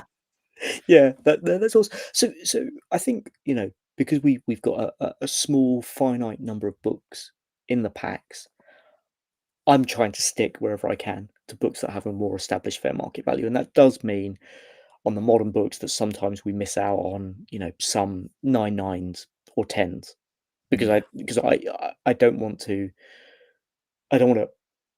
short the dealer who's selling me the book, and I don't want to short the audience of saying like, oh, this 10 J. Scott Campbell, we think it's worth $150, and someone's like, dude, it's worth 400 or 500, and my yeah. answer is, yeah, but no one's ever bought one. Like, there's Yeah. no recorded sale of There's it, no so data. Yeah, we have to be, if you come to me as Ilsan Comics, I'm not as sophisticated or nuanced as Manu, but if you come to me, I'll happily offer you a price. Can I say to you from a courtyard perspective, this is fair by the audience, is a different question. And to yeah, do that, I think we have to then sometimes just hold our hands up and say, that book is cool, but we're going to pass on it because we don't have the data that supports the next actions that happen. And yeah, it's not necessarily to the detriment of your establishment. I mean, you guys want more recognizable titles. It echoes something that you said earlier, and you can correct me if I'm phrasing this poorly, but I feel like this is a mechanism for a casual collector, not necessarily your most sophisticated hunter. Your most sophisticated hunter is not throwing darts to hope he gets the book that he's been hunting. oh, of He's course. intentional. He knows what he's doing. Yeah. So this is effectively going to have a better feeling for someone that gets a book and knows what the book is or is able to reference previous sales. Getting some anomaly book is just going to make someone that doesn't already know what they're doing feel more like they don't know what they've got. It doesn't Yeah. make any sense for specialty items to even be on the platform in any Yeah. large quantity. Yeah, and that's exactly that rationale is the reason that when we launched the $200 pack, I only had Marvel and DC books, and I Yeah, really biased towards any character that had IP outside of the comic world. Yeah. Now that we're a bit broader, I've been able to put something as Killing the Children, Invincible, Saga. One of my personal favorites that I snuck into the modern machine is There's a Bone One, oh which is one yeah, of my favorite books ever. But like, it's cool to see it. Like when you see it and you go, actually, someone's going to go on a little discovery path and be like, I don't know this book, or maybe something like a Bone One, like, damn, I read this as a kid. This book's Yeah. crazy. Like, But JSS, thank you. Oh, I was going to say, you can imagine someone not knowing a bone or something like that, and then going, or something is killing the children, and then them pulling it and be like, oh, it's not like a Spider-Man 300 or Avengers 1, but then they look and see how much that value is, and they're like, oh shit, this is actually it's a cool book. really good book. It's a cool book. Like, Right? Should we do one? yeah, go on then. Yeah, do you want to share screen? Yeah. So anybody watching, you are Who gets this in with a book? chance here to win a comic pack if you want. Oh Yeah. wow. So we're gonna just pull it. And then James, it's James's show, so James can give it away to whoever he fancies. And what we'll do, just so that people get used to it, I'm gonna try. So all you have to do is DM me, or James on Instagram or wherever, and I'm gonna transfer you the book on Courtyard, which means you get the book, but you also get the buyback offer. So if we get a bigger book, you'll get the book and you'll still have the buyback offer if you think, actually, I don't really want that one. I'm going to cash out and play again, or pick something else, or take your money and go home. Whatever you want to do, we're going to make that possible for you. So what do we fancy? We can go for the Comic Pro pack, which is all eras, all publishers, or the modern pack, which is 1990 to 2025. Manu, which one do you reckon? Modern or Comic Pro? What's the era for Comic Pro? Comic Pro's all eras. So we've got some Golden Age in there as well. And what was the modern era? The modern era is 1990 to 2025. Let's do it. Let's do the modern. Let's hope we get some 90s nostalgia. That's my lane. Or can we do... No, hold on. Wait, or can we do 2 Comic Pros? We can do 2 Comic Pros. All right. I don't care what happens. No, I was just going to say, because in the Comic Pro pack, did you say there's some Golden Age in there? Yeah. Yep. So, we've got the sort of heavy hitters in here. So there's an ASM 300 in there. There's FF 48s. There's a Batman 30, I believe, he says. Yes. There's a Superman 32. Avengers 4. So there's a real mixture of books in here. Something's Killing the Children #1.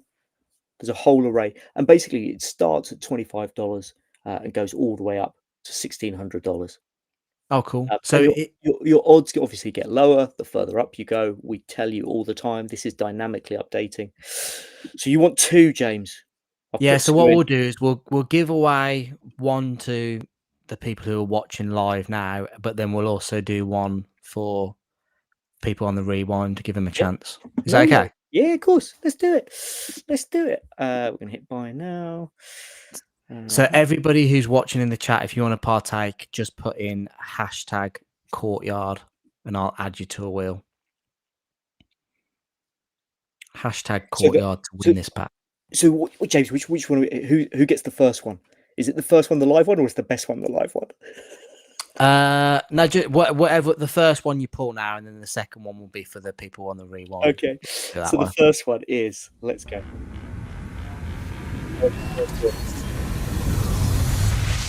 Courtyard to win this comic. Oh, look at that. ASM 306 in an 8.0, which roughly about $36 value. McFarlane goodness. Yeah, and actually, and hopefully this doesn't offend you as the 9.9 Newsstand. An 8.0. It's the one of the few times where I would always prefer a direct edition, because I love the McFarlane boxes. Oh no, that doesn't offend me at all. In fact, one of my favorite books. Yeah, one of my favorite books is Amazing Spider-Man 316, and I love the Newsstand for so many reasons. But you have to have both. That additional comic art, that Venom in that corner box, like there's no one or the other. Just if you want the Newsstand, have the Newsstand. But me, I need both. Yeah, I honestly, it's incredible. For me, a little Action 1 homage there as well. So really quickly, how much did this? How much? I know you said it, but I've lost a bit of information. How much was that effort there? What was that pull cost? So we put $50 in, and we've come back with a book that was worth about $40. So the 50 each or $25 each. So oh no, 50 each. So it's 50 on each. So this one was a $50, and now you have the buyback. You could sell this back right now for 36 minus a small service fee. So $32 you can sell it back for right now. Yeah. Okay, cool. That's pretty cool. Right. I'm just adding the names to the wheel so we can spin this live. Okay, and then I've got to physically type it in. right, we're going to reveal the other. Do you want me to reveal the other one? Yeah, you can do. Yeah, while I'm doing this. Let's go. So this pack is for people on the rewind. Put in #Courtyard for your chance to win this comic. Oh, that is pretty cool. That is a Frankenstein issue #1. Yeah, and a 9.2. 9.2 white pager. That's awesome. So it's 171.90. All right, let's sell it. There's only one right answer. It's to sell it. Sell it, split it 3 ways now. Let's get it. I mean, we absolutely can do. We can sell it and pull a bronze pack. Like we can do whatever we want. There are no rules here.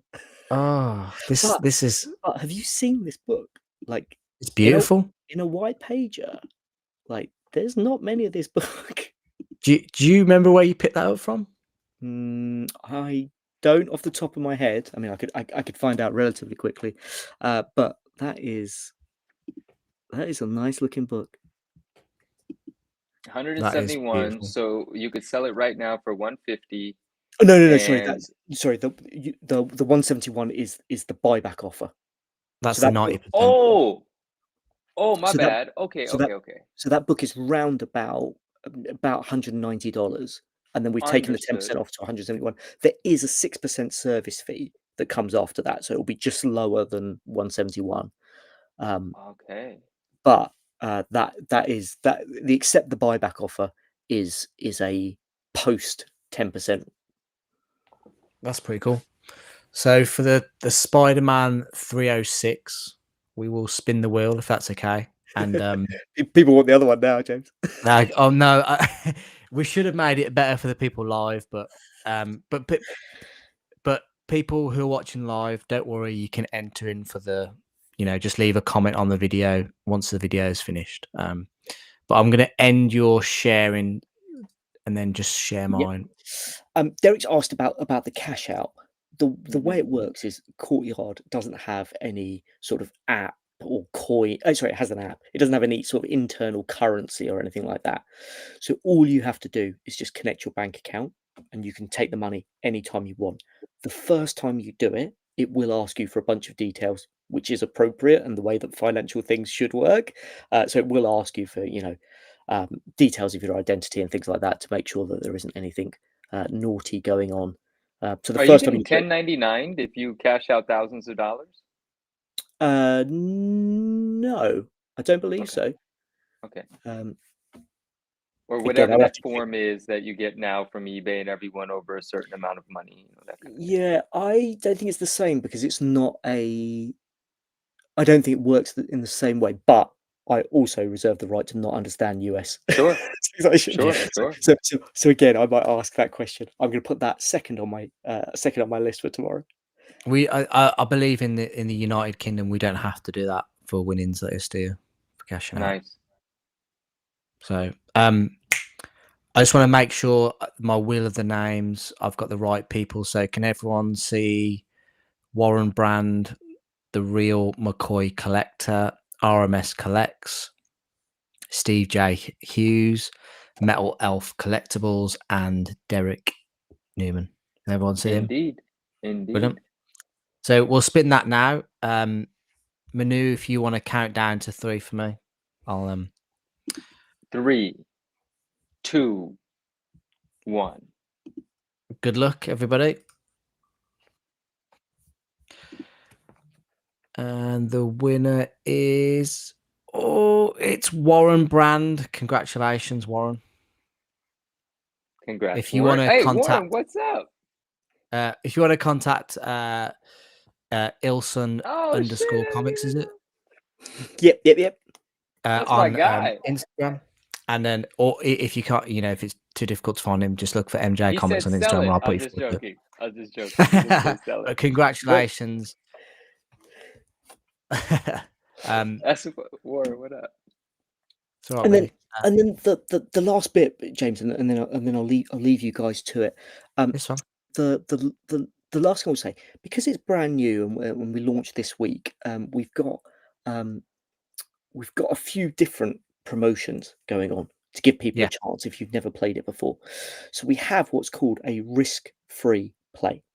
What that means is you play on the machine that we just played, the pack that we just played, the $50 one. You put in $50 using this promo code, and I'll give you the promo code in a second. Using the promo code, and whatever happens, we will give you the $50 buyback. So even if you pull a book that's smaller, you still get the $50 buyback. So on that first play, you can't do anything but get your money back. Yeah. And you might pull a smaller book and think, oh no, I like it, I'm going to redeem it. Someone today hit me up and say, oh, actually, I got a book that's worth less, but it's a new 52 book I don't have. So actually, I completely redeemed it. And I'm like kind of excited that I got this book that I wasn't expecting. So if you want to try it, it's comic pack, all in capital letters. If you put that in the promo code field, you can play the $50. You put $50 in, whatever book you pull, you get a $50 buyback offer. So basically, you're not losing anything really. To be fair. No, and exactly in the situation we would have just been in there, you would have been, on that first ASM, the 308, you would have got a $50 buyback offer on that book, even though the actual value is 36. Or actually, the actual value is 40.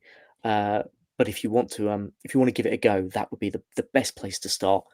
Comic pack, or you can find me on Instagram, and I will send it to you on DM. Brilliant. Thank you so much. Really appreciate you coming on. No worries. It's always a pleasure to chat, and we got the bonus of Manu as well. Well, I mean, I guess it'll be a different time where we actually get to have a conversation again. I had no idea what was happening, and now I get what I was here for, or what I just experienced. But I was hoping you and I would get to chit chat, so we'll do that on a different episode. I want to connect with you. This was I get it. This was fun. Yeah, no, I'd love to. Like any time there's an opportunity, I'd love to. I'm obviously always happy to talk Courtyard, but more broadly, my views for whatever they're worth. What I was going to say is, Sunil, Are you keeping your eye on that Superman 1, the 9.0? Because I know you have a copy of Superman 1. Yeah, so I do. I had. It might be that the 9.0 copy has just created some sort of I don't know what the right phrase is. Sort of that when cars go really fast and you get caught in the back, sort of drag in the back, and you go a bit faster. Yeah, I had an offer on my Superman 1 this week, which was so large I've had to contemplate it, which is something I never thought I would say. So I bought my first 7.0. I'm just joking. Darren's multi-million-dollar Superman 1. Is that the one from Collector Summit? The 9.0? Yeah, that's the one. Yeah. No. This is no. I didn't hold the 9.0, but I'll tell you something in a moment. This is Darren Fantast's 7.0. I don't know how. I mean, we can curtail this conversation very quickly. No. What were you going to say? Yeah. I saw that small commentary of Matt Nelson said to me, bring it because maybe there's a bump in it. Yeah. Made me a bit queasy because I watched the documentary. Yeah. They've graded that book twice. Twice. Yeah, because it gets graded in the start of the documentary, then the book gets dropped, and they go back to CGC, and Matt re-looks at it on film. So it gets graded twice in the documentary. Yeah. What, no one mentioned either time that this thing could get a bump? Like, that feels to be like, guys. Two things. Two things I want to say. I love this, but two things I want to say. we did an episode of The Ungraded Truth last night. It's 2 hours long, the full episode, but it's worth watching. Please do watch that. There's two separate sections of that video, one kind of towards the front, one kind of towards the end, that are going to be of relevance to you and of interest to you. One portion is about the 9.0, one part of the 9.0 specifically. That's somewhere towards the back of the stream. find that part, you'll be interested. And one part is somewhat about the 7.0. And then off air, I want to talk to you about something regarding both of these items. But yes, Yeah. conversation to have. So I've got a Superman one, and and this is going to sound awful, and I'm admitting it in front of a group of people that are very smart. I overpaid for mine because it was the right opportunity. It was the right timing, and there was a bunch of factors involved in it that meant it was possible for me to do at that time.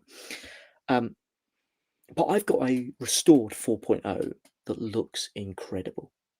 Yes. Because for me, buying a Blue Label NG or 0.5 that looked destroyed, I couldn't justify it because the single most expensive book I own can't look destroyed. Like I get the importance of it, but just aesthetically for me, Yeah. a 0.5, missing a page or missing the back cover would always stick in my mind, whereas this 4.0.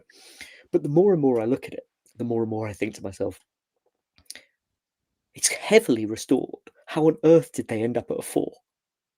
Do you know what I mean? Like, you've done all that work. Why didn't you hit a 5 or a 6?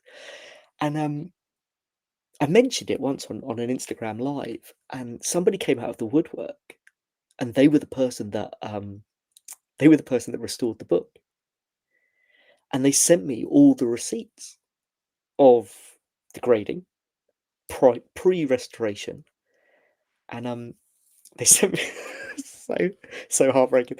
They sent me like the docket with all the information from a well-known restoration company, and it says on it 1.8. It was a blue 1.8 before they started messing with it. And they messed with it and ended up with a 4. And I'm like, damn, guys. Like, if you're going to mess with it, come back with a 6 or a 7. Don't mess with it from a 1.8 to a 4. And now, of course, you look at it. Is it because Ryan Automatic Comics has expressed this to me, and I'm very unfamiliar with the ways of Golden Age. It's just not something that I've participated in yet. So it is just a matter of fact that Golden Age is graded on a different sort of curve than modern, right? Like the expectations grade for grade are not the same. That's my experience. My experience is that I have 7.0 Golden Age books that look to me like they wouldn't get a 7.0 in a silver or a bronze. Right. That there has been a little bit of leniency on it. Having said that, I've got 5.0s that look unbelievable. So Wow. I do think there is an element of both sides. So yeah, I do think there is a little bit of a softness, and and I imagine it was in the show last night, but the 9.0 has got quite a heavy stain for a 9.0. That brown and when you is big right. for a 9.0. When you see the show, you'll see something that no one has seen yet because no one has had the angle that I provided during the show. And whenever you do see it, just shoot me a DM and just let me know what your thoughts on that might be. Yeah, I will definitely find time to watch that tomorrow. So you alluded to that at the beginning of the show that I needed to watch that, so I need to catch up on that as well. Yeah, I was reluctant to share something because I was there with the 9.0 in person. And, the only thing anyone ever looks at or takes a picture of is the front. And the back, of course, you can see, but I was curious to see the spine. Like I wanted to have a good look at the actual spine, see what that cover looks like where it, wraps around the spine. And what I saw was, and I said as much in the stream last night, is look, I'm not familiar with the ways of Golden Age, and I'm certainly not familiar with the ways of Superman 1, not by what a professional grading company might have experience with. I've only had very limited experience with Superman 1's and so I don't know if all the copies are like this, or if it's highly expected that these copies would be like this, or if Golden Age in general is expected to have this sort of defect. But I want you to get your eyes on the defect. I want you to and then just share with me what you think, because there's just an interesting thing that goes on with these super high dollar books and this super high end clientele. It's not collectors like myself. It's or me, investor, my friend. different sorts of things. Say no, they're like Or, you. They're like you. or Stop me. it. Listen, once Definitely not me. Courtyard makes an exit, we'll see you with your 9.0, 9.5. You'll buy the 9.0 and you'll get it bumped. Okay, you'll have the the 9.2. I said the Listen, 9.5 as if I don't know squat about comic books. You'll have the Yeah. no, 9.2 listen, is what listen. you'll have. If we exit at the top, I'm going to build my own grading company, buy any copy, and just give it a 9.5. Just be done with it. It'll sound great. That's it. That's it. Perfect. I'll be like, Perfect. I love it. I'm rich, motherfuckers. Doesn't matter. That's it. These are all mine. Who cares anyway? Yeah. Who cares? Yeah. Those guys that just grade it. There's a guy at the local comic mart who grades all his books incredibly high and has the highest prices I've ever seen anywhere. And for about a year, I couldn't understand it. I was like, why does this guy come and pay for these tables? He sells no books. He's got a Oh, Spawn one for like $250 raw copy. Like, I don't Wow. understand what he's doing. And then someone said to me, dude, he just wants you to know that he's got these books. He is not interested in selling. He probably hasn't even got money to take your money, but he just comes out to the shows and just shows you that he's got these lovely books, and they are lovely. But he's priced them right. so high that he knows he's going home with them. All right, let's So- open a $2,000 pack. Run it. Press the button. I haven't got the money in my account. Oh, But, speaking of that seller, I don't want to say their name, but I don't know the name. I don't know that. Oh, okay, that's fine then. So if it's the one I'm thinking of, that it's the one where you go up to them and you say they don't have prices on the books, and you say, how much is that one? And they go £500, and you go, oh, okay, how much is that one next to it? 500. No, it's not the same guy. It's not the This guy's just got a table. And he's got all the prices on it because that's the bit that Oh, okay. like, made me wince because I probably wouldn't have asked about a Spawn one. Like I just never would have thought to be like, I wonder how much that is. Like £250, which is like $320. Derek says Manu's getting the itch. I just want to support my friend. There's something that you should know. There's something that everyone should know. I can't speak about it in the level of detail that I would like to. There's the reasons I can't. There are requests for me not to for a certain reason. I'm going to respect them, but it might start affecting the books that Sunil, Ilsan, that you and your friends engage with. There's a new scammer amongst us, a real thief, and he's not going to shy away from high dollar scams. The one that we are aware of already he comes from, I can't say too much right now, but it's not going to be his last one. But we're talking $30,000 to $50,000, $60,000 books. And he's coming for you collectors. And I can't say much about it right now, but I want you to know that it's going to fool a lot of people. It is book swaps, but it also is, and you might have seen Automatic's video, but when Automatic made that video, he didn't know that I knew that individual, and I know more of the history on that individual. And so he was giving certain kindnesses in the video, like, benefits of the doubt. And I talked to him after and I said, no, that eBay account was not hacked. Yeah. I just don't want to say too much right now, but the point is, they're fake labels and they are encapsulated within actual CGC slabs. And the books are swapped, but the books are carefully looked at so that the wraps, upon quick glance, you don't see quick evidence that they are different books, but they are in fact different books, lower graded than what the label represents, but the label isn't even the actual label, it's reprints. So the real labels will be repurposed for other fraudulent activities as well. What I want to say is, though, the person, I'll say alleged, I'm not even saying their name, but this activity is not the first time it's happened. And in a different space, there is some more history surrounding things with this individual. So just be very careful that the golden age and silver age stuff does have a crook fishing for their next victim. Yeah, I broadly think, having lived a number of different lives, anywhere where there's money involved, there's Of course. there's someone getting increasingly, and every step that a PSA or a CGC or any step they make, gets into the next level of gamification, right? Like how do I cheat this new system? All right, so now you've got the scans. Okay, now how do I cheat it? All right, you want to do this? Now how do I cheat it? So I'm relatively lucky in whatever 6 years of being back really, really into the hobby. I have yet to hold in my hand a fake slab. Like Yeah. I've not had one that's come from Temu. I've definitely had some smaller grade companies Yeah. that looked pretty appalling. Yeah. But I've not been the victim of Banana Gate or Slab Gate or any of those things directly. Of course, they have affected a huge number of people, but I'm lucky enough to do it to say. And I think I think I'm also probably a very skeptical man. If it smells like too good a deal, Oh yeah. Yeah. I'm Yeah. I'm okay to just say, you know what, this smells off. I'll wait. It's like that's like the best defense, if you've already got a certain level of skepticism or distrust built in, you're usually looking for the angles where someone else may not be, right? And so Yeah, it helps you avoid. yeah, and I think I am at 46 years old. I have learned patience. I'm not in a hurry for anything.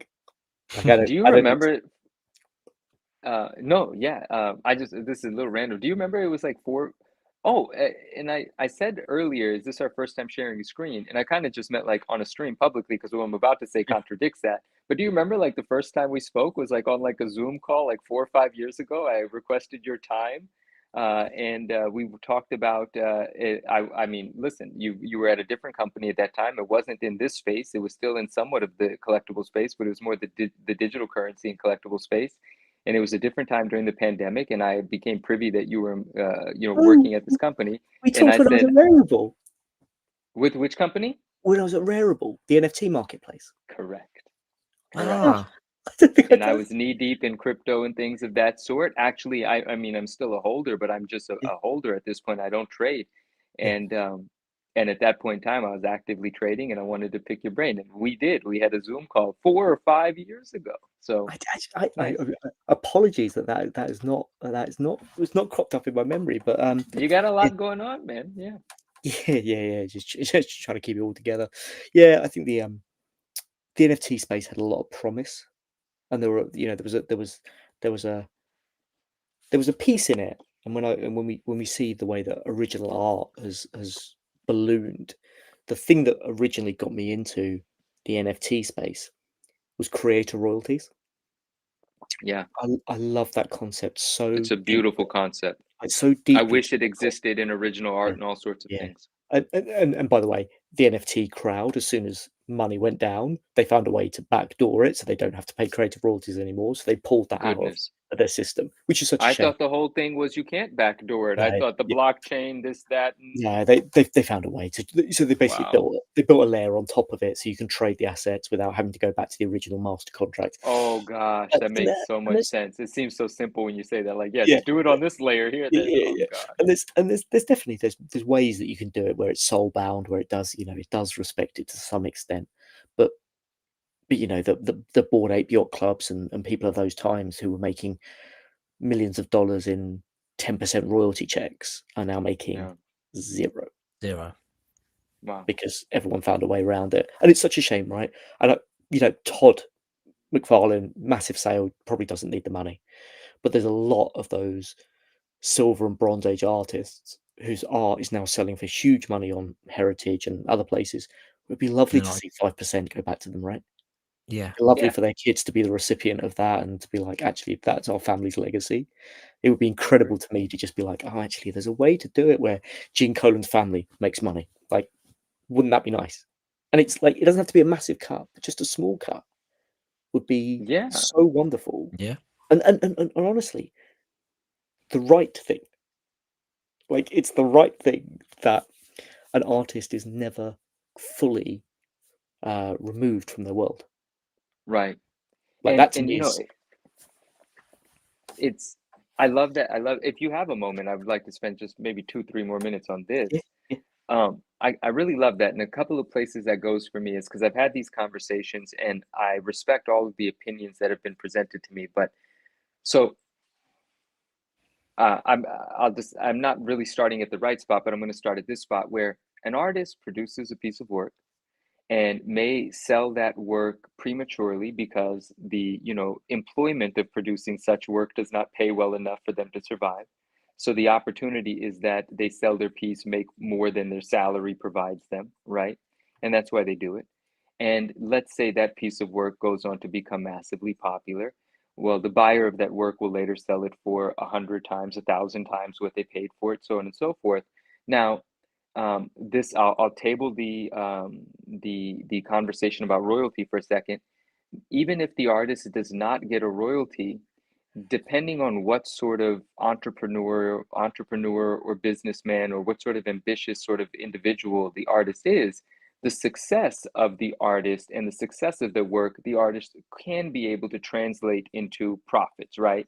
They can do more things based on the success, even though they didn't make that money that the piece appreciated, their value as an artist has appreciated. So as long as they're putting in work, they're still able to earn more than they did prior to their work appreciating. That's just one thing I'm saying. Like, even if royalties don't get provided, an artist can still earn more if they become more popular. But still, I've had the conversation with collectors because this is what I would I've done this on smaller scales, but I've never bought a piece for 1,000 and then sold it for $1 million and had to have the decision to make.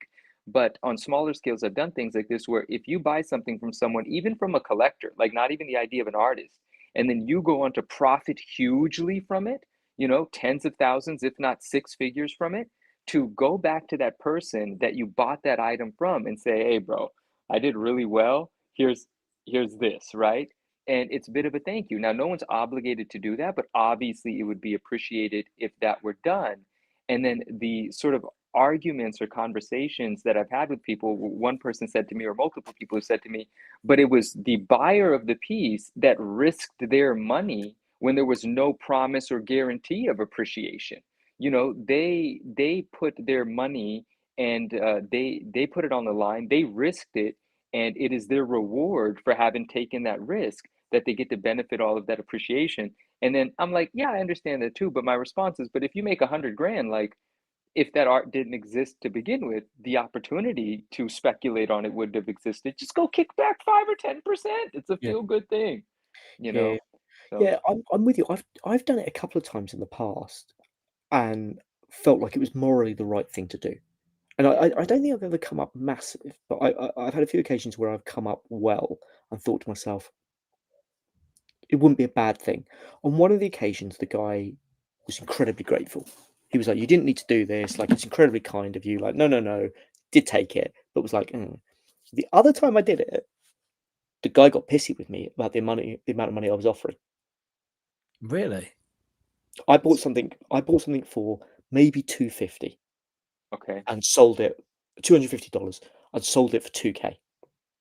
Okay, that's not even crazy. Okay, go ahead. Yeah. Yeah. $1,750, and I went back and I said, "Listen, I sold it for more. I'm gonna give you double what I paid." So I gave an extra $250, Yeah. and his response was, "But wait a minute, you made $1,750, so really you should give me $900." No way. What? That you were so generous in I know. your offer, because we're not talking about you made 30 grand. You made $1,500. That happens buying things on eBay every day if someone lists them Exactly. incorrectly. That's not some crazy thing. You didn't take advantage of some old person in a basement that didn't know what they had. That's it. Yeah, Oh, yeah, you were very generous there. and honestly, and afterwards I was like, "Oh God, like no good deed goes unpunished." I'm telling you, No, man. I'm that's telling you, bad. I made, anyway, it doesn't matter. But I've done it before too, and when people haven't anticipated, and I send, and I'm happy to do so, And then there's also been times where I have no idea who that person is that I bought the thing from anymore, and I didn't think at all to go back to anyone after making 10 or 20,000 off of something, that I Yeah, might have bought 6, 7 years ago and then graded, and and so on and so forth. The value was sort of put into the item in a variety of ways, and I never thought to go back. But yeah, there are certain art pieces that I've acquired. I've only been in art for a year and a half now, but I imagine down the line, if and when I sell, if I do incredibly well on some pieces, it's going to be my pleasure to go to that artist and be like, look how cool it is. that Yeah. I sold this piece that I bought from you for this much. Merry Christmas, here, do this for you. Like, I look forward to that, but I need the appreciation to exist for that opportunity to even exist. Yeah. I like the idea of making money to be able to just give money. That sounds really cool, but you need to be able to make a lot more than what you give, or else you won't be able to give anymore. Yeah. It would be interesting actually on the comic art thing. It would be interesting to just actually go back to some of the people that are trading and some of the newer platforms that are coming up and saying like, could you put an optional 1%? Yeah. Yeah, And it goes yeah, into an artist fund that the people that deal in original art can sit at a table and go, actually, listen, X artist we know is struggling. We're going to take a chunk out of this fund to contribute because you can't give it back to every single artist, but like maybe that 1% yields you $20 over a year.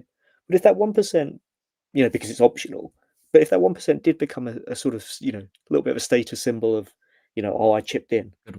When I bought my I big think a piece, lot of people would participate. yeah, Yeah, because I mean, I don't buy a lot of original art, but I feel like if I bought, I don't know, a Bart Sears piece, which is probably in my price range, like an Exo Man of War that I loved as a kid, like it would be cool to know that it wasn't just Dallas getting rich out Yeah. of that yeah, yeah, transaction.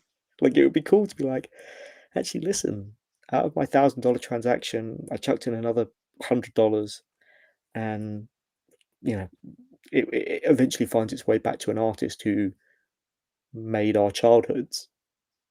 yeah, But that would be, and an optional thing. And if anyone does it, someone does it. But just like because there feels like there's good energy, right? There's like in the original art space, like there feels like there's new platforms and new people trying things. It'd be nice if someone came out and just went, you know what? We stand on the shoulder of giants, yes, Mm.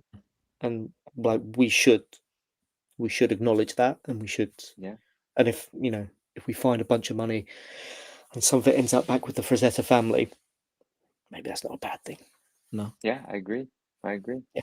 Right, Pleasure, Jay, my you, friend. you brought Pleasure. you brought us on to That's talk about one thing. We've we've talked dodgy Superman 1 gradings, NFTs, creator royalties, and about I an did hour it. ago.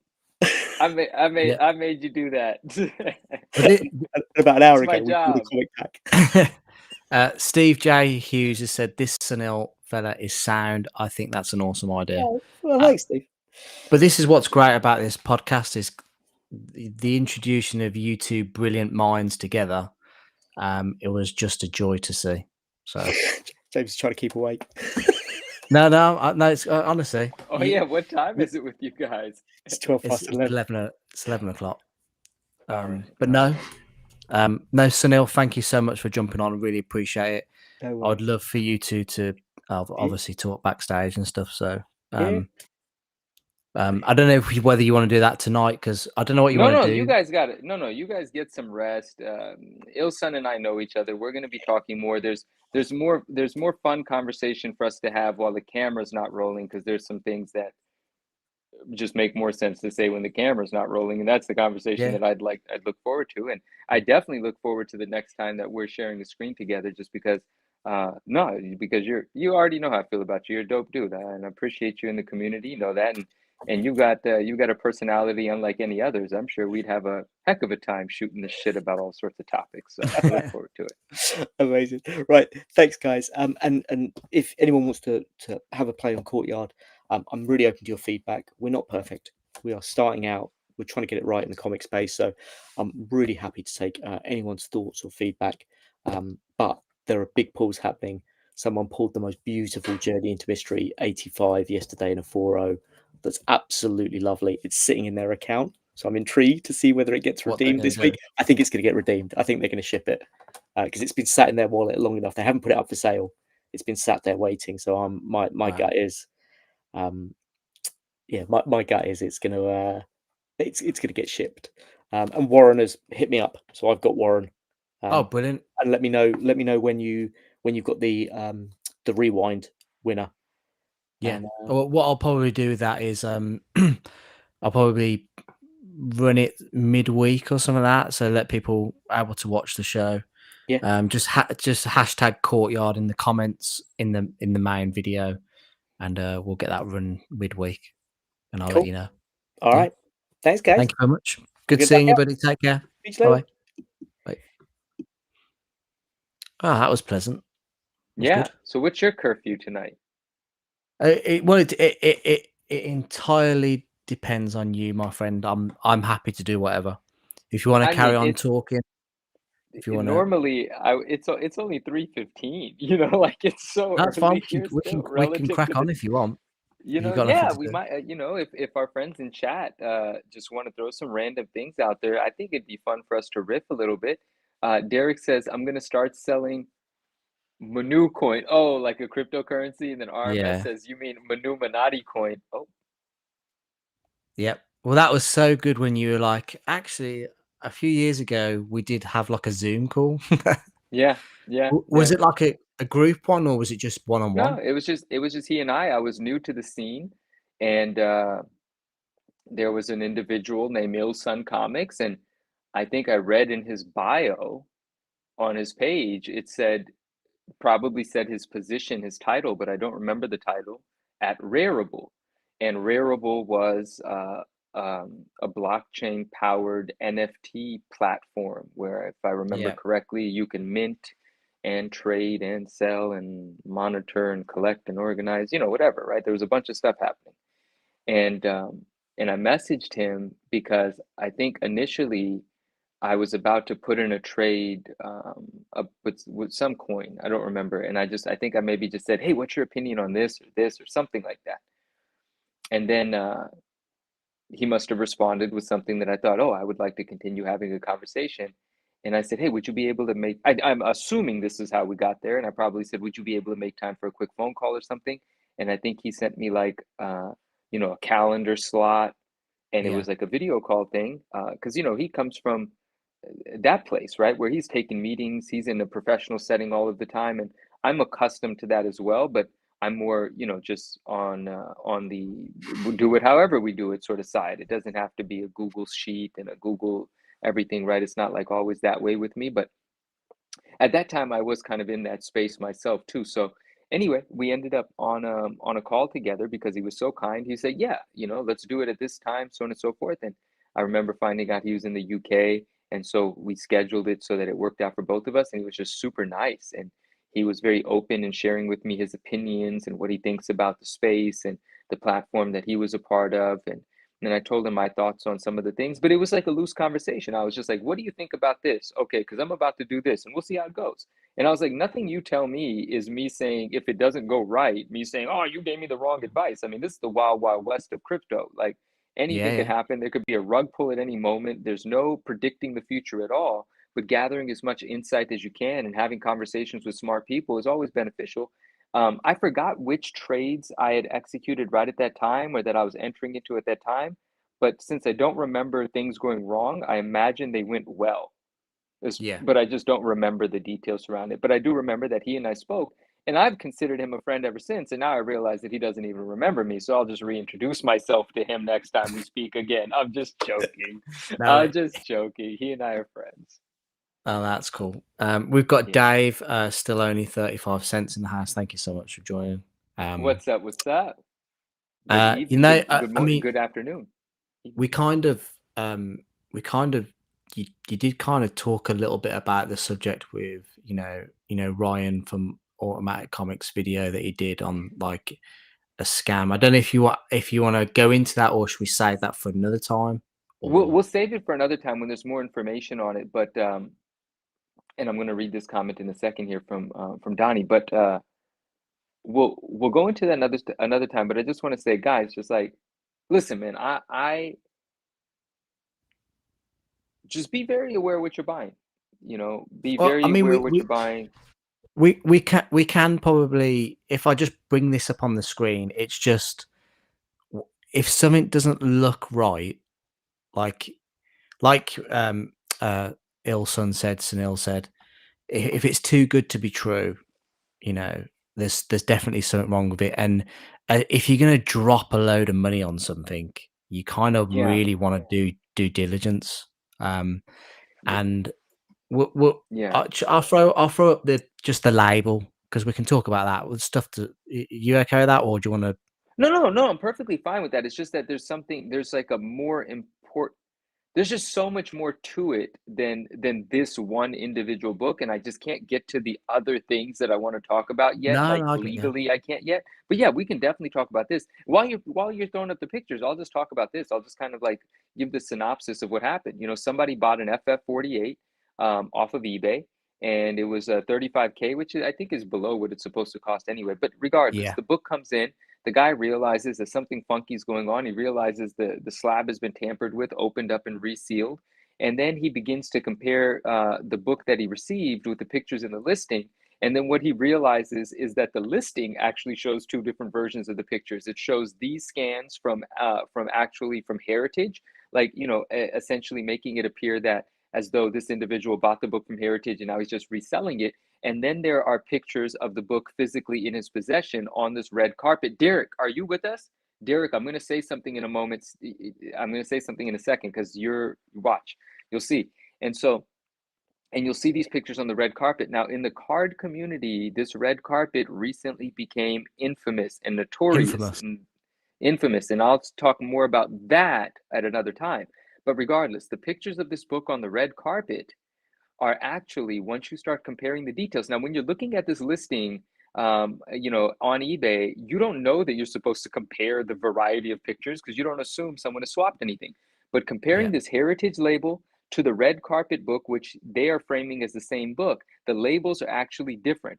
And you can, even without looking at some of the details that James is about to point out, something really silly right now, really smart for James, really silly for the scammer, that the label that was actually shipped was reprinted from the actual Heritage label. Now, this is the Heritage label James is showing. You see where it says first appearance of Silver Surfer? Appearance is spelled correctly. Right before we started the stream, James pointed out something to me. James, can you pull up that picture, please? So this is the book that he actually shipped. Same cert number, same grade, same everything. It says first appearance. Not only did they remanufacture the label, they didn't even check it for spelling errors. It says APPR. Appearance is spelled incorrectly. No one is going to spot that unless you know you're supposed to spot that. But what I spotted initially, and what Automatic spotted as well, and what the purchaser of the book spotted once he knew to look for something when he realized that the slab had been tampered with, is that the spacing and the sizing and just the printing is in different locations. So the label is clearly printed from or a recreation of this original Heritage purchase. And also, I have some additional pictures of this book, which are here, but perhaps with a few of these pictures, for anyone that will look this listing on their own on eBay, you might be able to identify, if you look at the finer points. What does that say? Date is to the left of the CGC. Yes, Steve, there are differences. You're absolutely correct. And now the books do look very similar in both of these pictures. But if you begin to, because they're wrapped somewhat similarly, but if you begin to compare where some of the artwork falls off at the edges, primarily on the page side of the front cover. I remember when I was doing some of my comparisons, and you guys can keep me, like, it's been a few weeks here, but when I was doing some of my comparisons from some of the additional pictures I have, if you look at the Heritage picture, there's a building and there's some windows on the building. The windows actually show less of the window and more of the window between the two copies. So although the wrap generally looks very similar, and from any quick glances, you cannot identify one book from the other, once you start doing the forensics, you are going to notice that they are in fact different books. So the book was sold as a 9.8, but it's not a 9.8 encapsulated in there. It's just a book close to it. And the label is not even the same label. So that label is going to get repurposed later. And that actual 9.8 is probably going to get re-encapsulated, resubmitted, so on and so forth, and resold later. The thing is, though, this isn't likely going to be the last time this happens. And where I want to be careful is just, pointing any fingers. This is all alleged, but pay attention to things that I'm not mentioning right now, and anything that was on the screen. Look at the details, make note of the things that you need to make note of, and proceed with caution, so on and so forth. And we'll talk more about it. Again, all alleged, and don't be surprised if everything is denied and certain people play victim. We've seen this happen before with the same individuals, and it was a whole thing. There were one-of-one cards in the card community that were circulating fake, which is a very interesting thing to fake, knowing that someone is eventually going to pull the actual one. And I'll tell you how the whole thing first started. Friend of ours big in the card scene. I'll leave his name out of it too. It's no purpose, no point in associating with this any more than he has to be. He was already associated, and it was not good, and he had to make public statements about it. He did nothing wrong. He was contacted by an individual that pulled a Spider-Man 1 of 1 out of a modern product, and they celebrated because these cards, although brand new within this community, do sell for lots of money, tens of thousands of dollars. And the card was shared with my friend, and my friend enthusiastically posted it on his story, like, the 1 of 1 has been pulled. Everyone, you guys can stop hunting for it. It's happened, right? Like a $50,000-ish market value card. You know, because one had previously sold recently before that for roughly $50K, like a similar card. So just call it a $30 to $50K card. Someone saw my friend's story, contacted him and said, what the hell is this? I just paid $30K for this card a week or two ago, 2 or 3 weeks ago, like whatever the number was, some big number. And my friend says, not possible, because this card just got pulled. Yeah. And they connected the dots with who sold that other card to the other individual. And then a bunch of people were like, well, that person sold me a 1 of 1. That person sold me a 1 of 1. That person sold me a 1 of 1. And they started looking at the 1 of 1s and realizing these are all remanufactured. These are all fake. Once you start paying attention to the finer details, you see where this thing's peeling off. You see where shit's been messed with, all of this and all of that. Now, the individual still to this day claims that he bought all of these 1 of 1s from one vendor at some art show in California, at some card show in California. And he refuses to name the vendor, but he has refunded the people that at least have become aware that they purchased a fake 1 of 1. The ones that have become aware. Yeah. This individual has sold. Bro, this guy just did a sale on Heritage selling $1 million worth of stuff a month ago.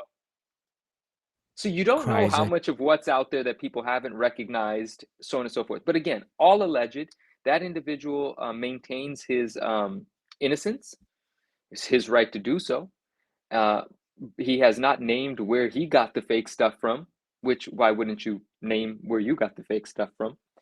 And this stuff is being sold from this comic book is being sold from the eBay account of the individual that maintains his innocence with the card involvement. But that's a whole lot of coincidences and a whole lot of fraudulent involvements. So just be aware. Well, it's one of those things, isn't it? So for me, when I watched Ryan's video, the first thing that came to my eye was literally I thought the serial number looked really like it was in bold. I don't know if you can see it there. Okay. Like it looked too like in bold for me. And then I think roughly, if you look at the listing itself, I think I've got a screenshot of the listing. Let's have a look. I think it's either that. Let me just be sure it's that. I'll bring up a screenshot of the description. No, it's not that. That's the same thing. Sorry. It's not that either. Oh, and Derek, here's what I was gonna say. So while you're looking for it, I just want to tell this bit of the story. So while I was watching Ryan Automatic's video, it was like I was multitasking, right? Like it was like on, but like sitting to the side of me. It's just one of the phones was playing the video, and I was listening, right? And then in between multitasking, I decided to see if anyone had any comments on the video or whatever, right? So I just grabbed the phone. I'm still not looking at the screen. I just grabbed the phone. I hit the comments section, and I see a message. I see a comment from Derek, and it said, "Never trust someone with a red carpet," right? And I imagine, and I imagine Derek doesn't know why that was such a poignant comment, but a hilarious one because like the association with like red carpets and like 80s porn videos and stuff like that, like it's just a funny sort of like reference. Maybe that was the reference that he was making, I'm not sure, but in my mind that funny reference occurs. But what Derek probably doesn't realize is that in the card community, on the Marvel card discords and all of those networks and channels, the red carpet became infamous because the fake 1-of-1s were photographed and shown on this individual's red carpet. And so when I read Derek's comment and it said that, that's when my ears and eyes perked up and I looked at the screen. I said, "Red carpet? What?" And I finally looked at the screen, And you then saw the red carpet. I saw the red carpet, and I saw the account name, and I was like, oh my My gosh. God. And that's when I paused the video, called my friend, got on, messaged Ryan, and told a few key people, like, this is way bigger than you guys knew Imagine. what you were Yeah. talking about. So on and so forth. But So amazing. Derek is always on the money. You got to watch that guy. He is a internet sleuth. But this was the description of the item. So if you can see the description of the item, it's got a completely different certification number in the So check description. this out. Yeah, so obviously once the auction starts going, you can't modify a description. You can only add to it.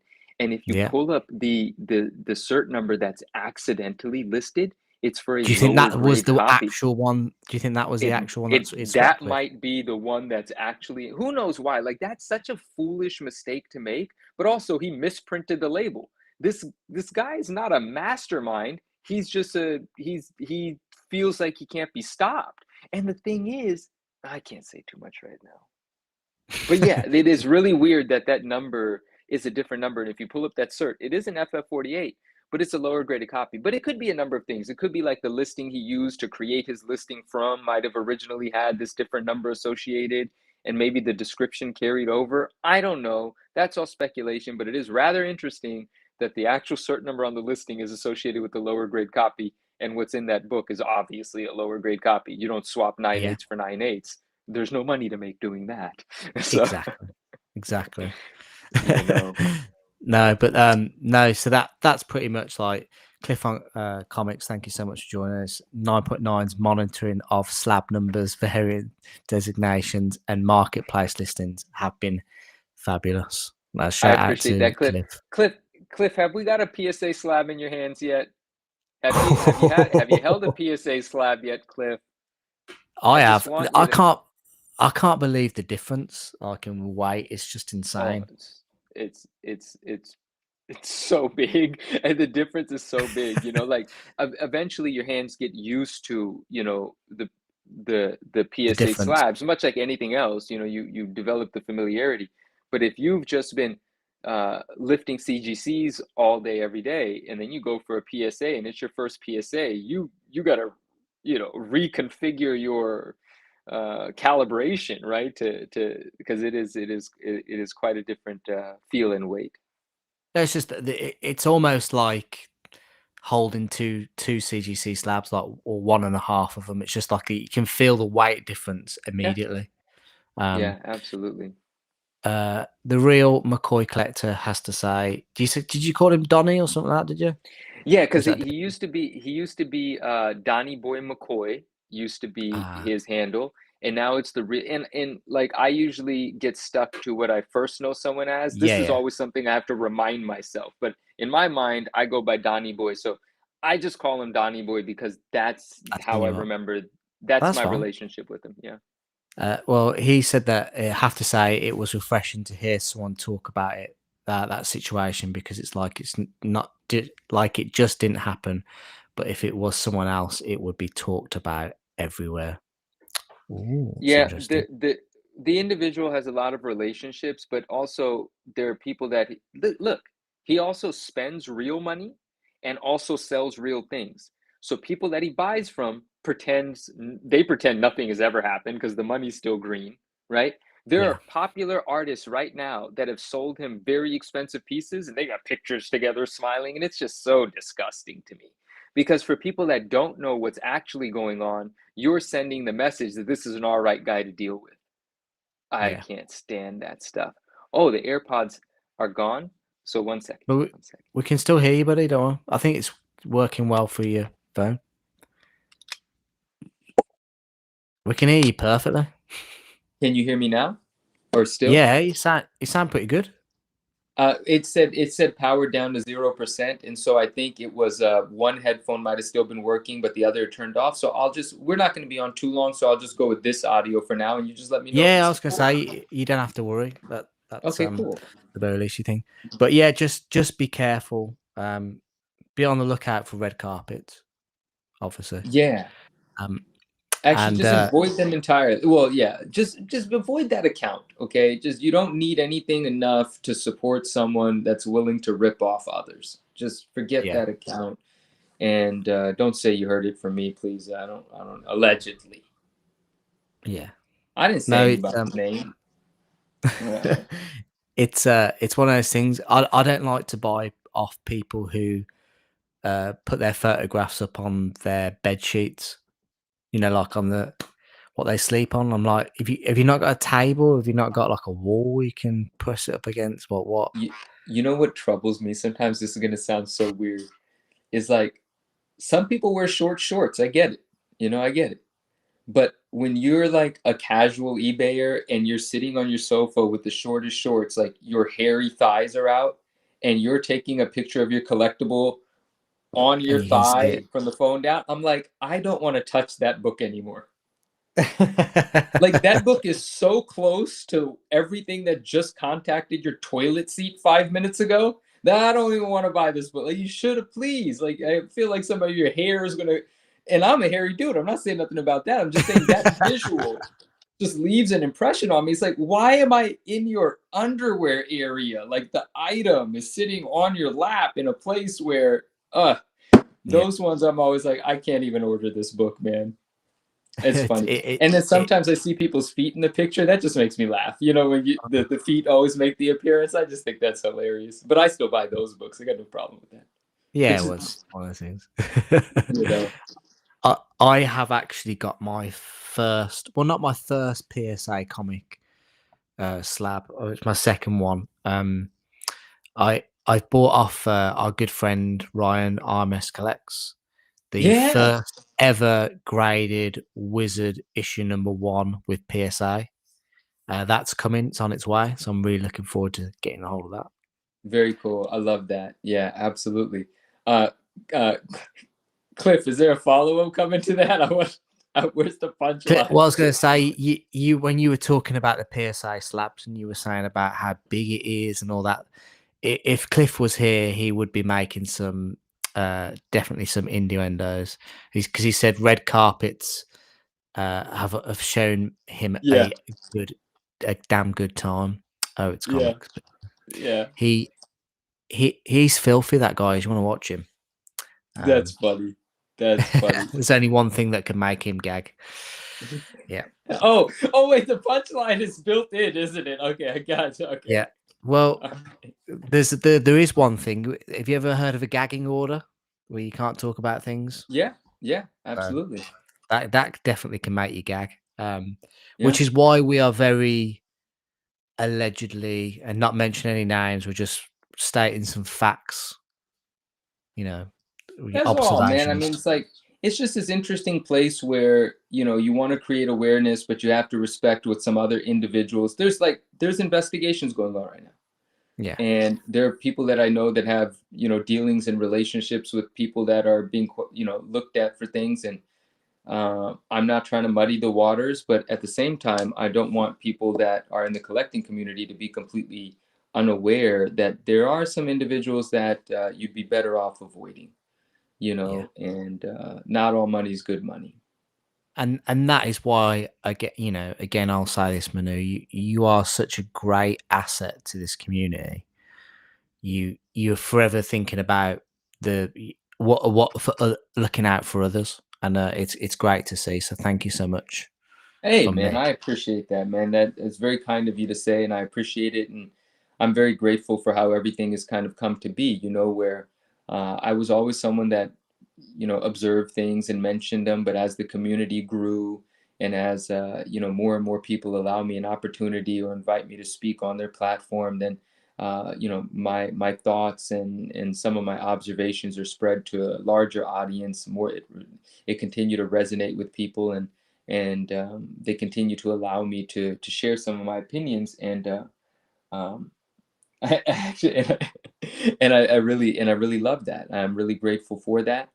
And just an interesting thing has been happening recently is that I was when no one knew me, it's easier to just say the real.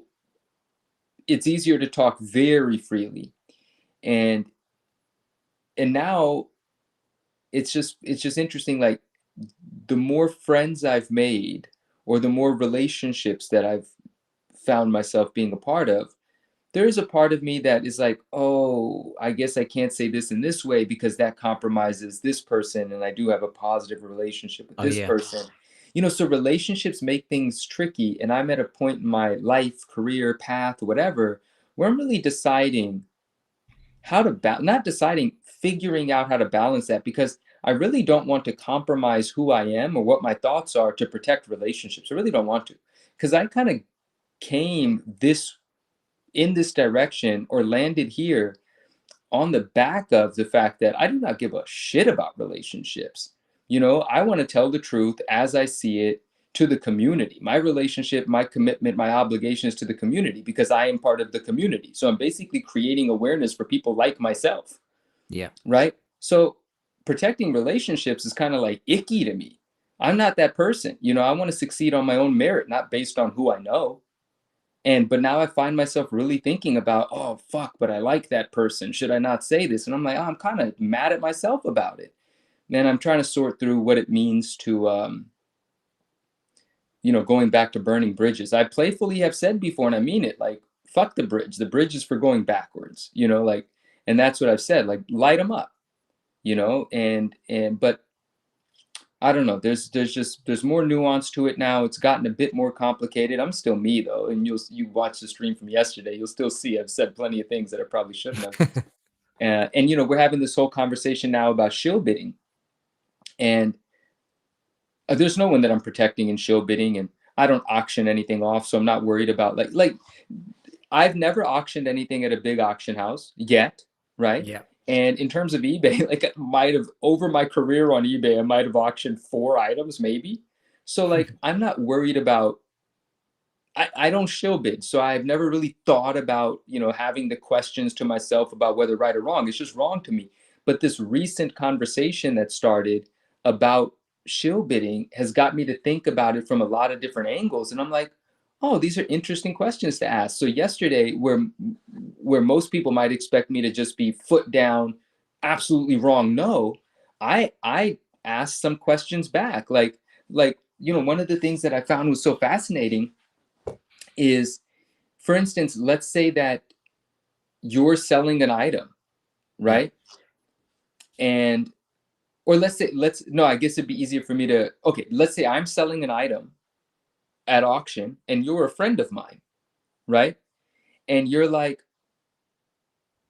and I say to you, oh no, I wouldn't, no, see, that it's hard for me to put myself in that position because I wouldn't say that. So let's just assume we're 2 random people, okay? Yeah. And so I'm selling an item at auction and you're a friend of me, not me though, some random person. And then random seller says to you, hey man, this thing, it should be $5,000, but it's only at $2,000. Why don't you bid on it like 3K? Even if you end up buying it, you're going to get it for way less than it's worth, but maybe you take a shot at it, right? And I can imagine that conversation happens all the time. And I thought, well, what harm? And it's just a question. I hadn't thought this through yet. I still haven't fully. And I'm like, but if that individual is okay with buying it for 3,000, should their bid win, and that 3,000 is $2,000 less than the perceived market value, and that person's going to pay for the item, is that a criminal activity? Like, they're fine buying it. They're actually going to pay for it. Like, the criminal activity is if you bid on something, shill a price, and then you end up with your hand in the cookie jar and you don't pay for it. But it's actually so nuanced. Oh, did my internet just stop? No, you're still there. Can you hear me? Okay, yes. I can hear like a crackling thing, but that's about it. Yeah, I hear the crackling as well. You know what this is? This is The earphones.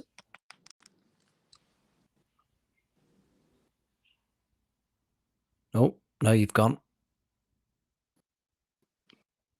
Slowed right down. Has he gone? Oh, his internet has gone, I think. Maybe his phone battery's gone, but no. Oh, I will just pop him away for 1 second. No, I appreciate everybody watching. I think we've been on now for 2.5 hours. Kirby Crackle. I appreciate everybody who was watching. Manu is part of the new show, The Ungraded Truth, with Swaggle House Comics, Automatic Comics, and Neo's Comics and Cards. It's a fantastic podcast. I think they've done 3 or 4 episodes now, and you can catch them quite regularly on a Saturday night. I don't know how often it is. It's every 2 weeks or so, or 3 weeks. But definitely go check him out. He does have a YouTube channel, which JSS Booking has put in the chat. But I don't know how much he posts to it. But he has Instagram, which is primarily his main platform. But yeah, please go and check that out. We have lost him. Manu is fun. Oh, I told you his phone's died. Manu, let me know. I can end the stream now, but I appreciate everybody watching. And if you want to win the Courtyard comic pack, which pulled a Frankenstein issue number 1 in a 9.2, please do leave a comment in the comments with the hashtag Courtyard, and then midweek I will run that. So even if you entered in the live giveaway, you can enter into the comment section as well. Just leave the hashtag Courtyard and we will run it on a live stream coming up. But thank you everybody for watching. I really appreciate it. Just be mindful of scams going on in the community. Keep an eye out and protect yourselves. But thank you so much for watching. Warren, put it in the when this live stream's finished, in the comments on the video, put it in that. But yeah, look after yourselves, and I will see you guys next time. Let's just get the outro. But thank you so much for watching. See you guys. James Mack in the spotlight glare, comic stack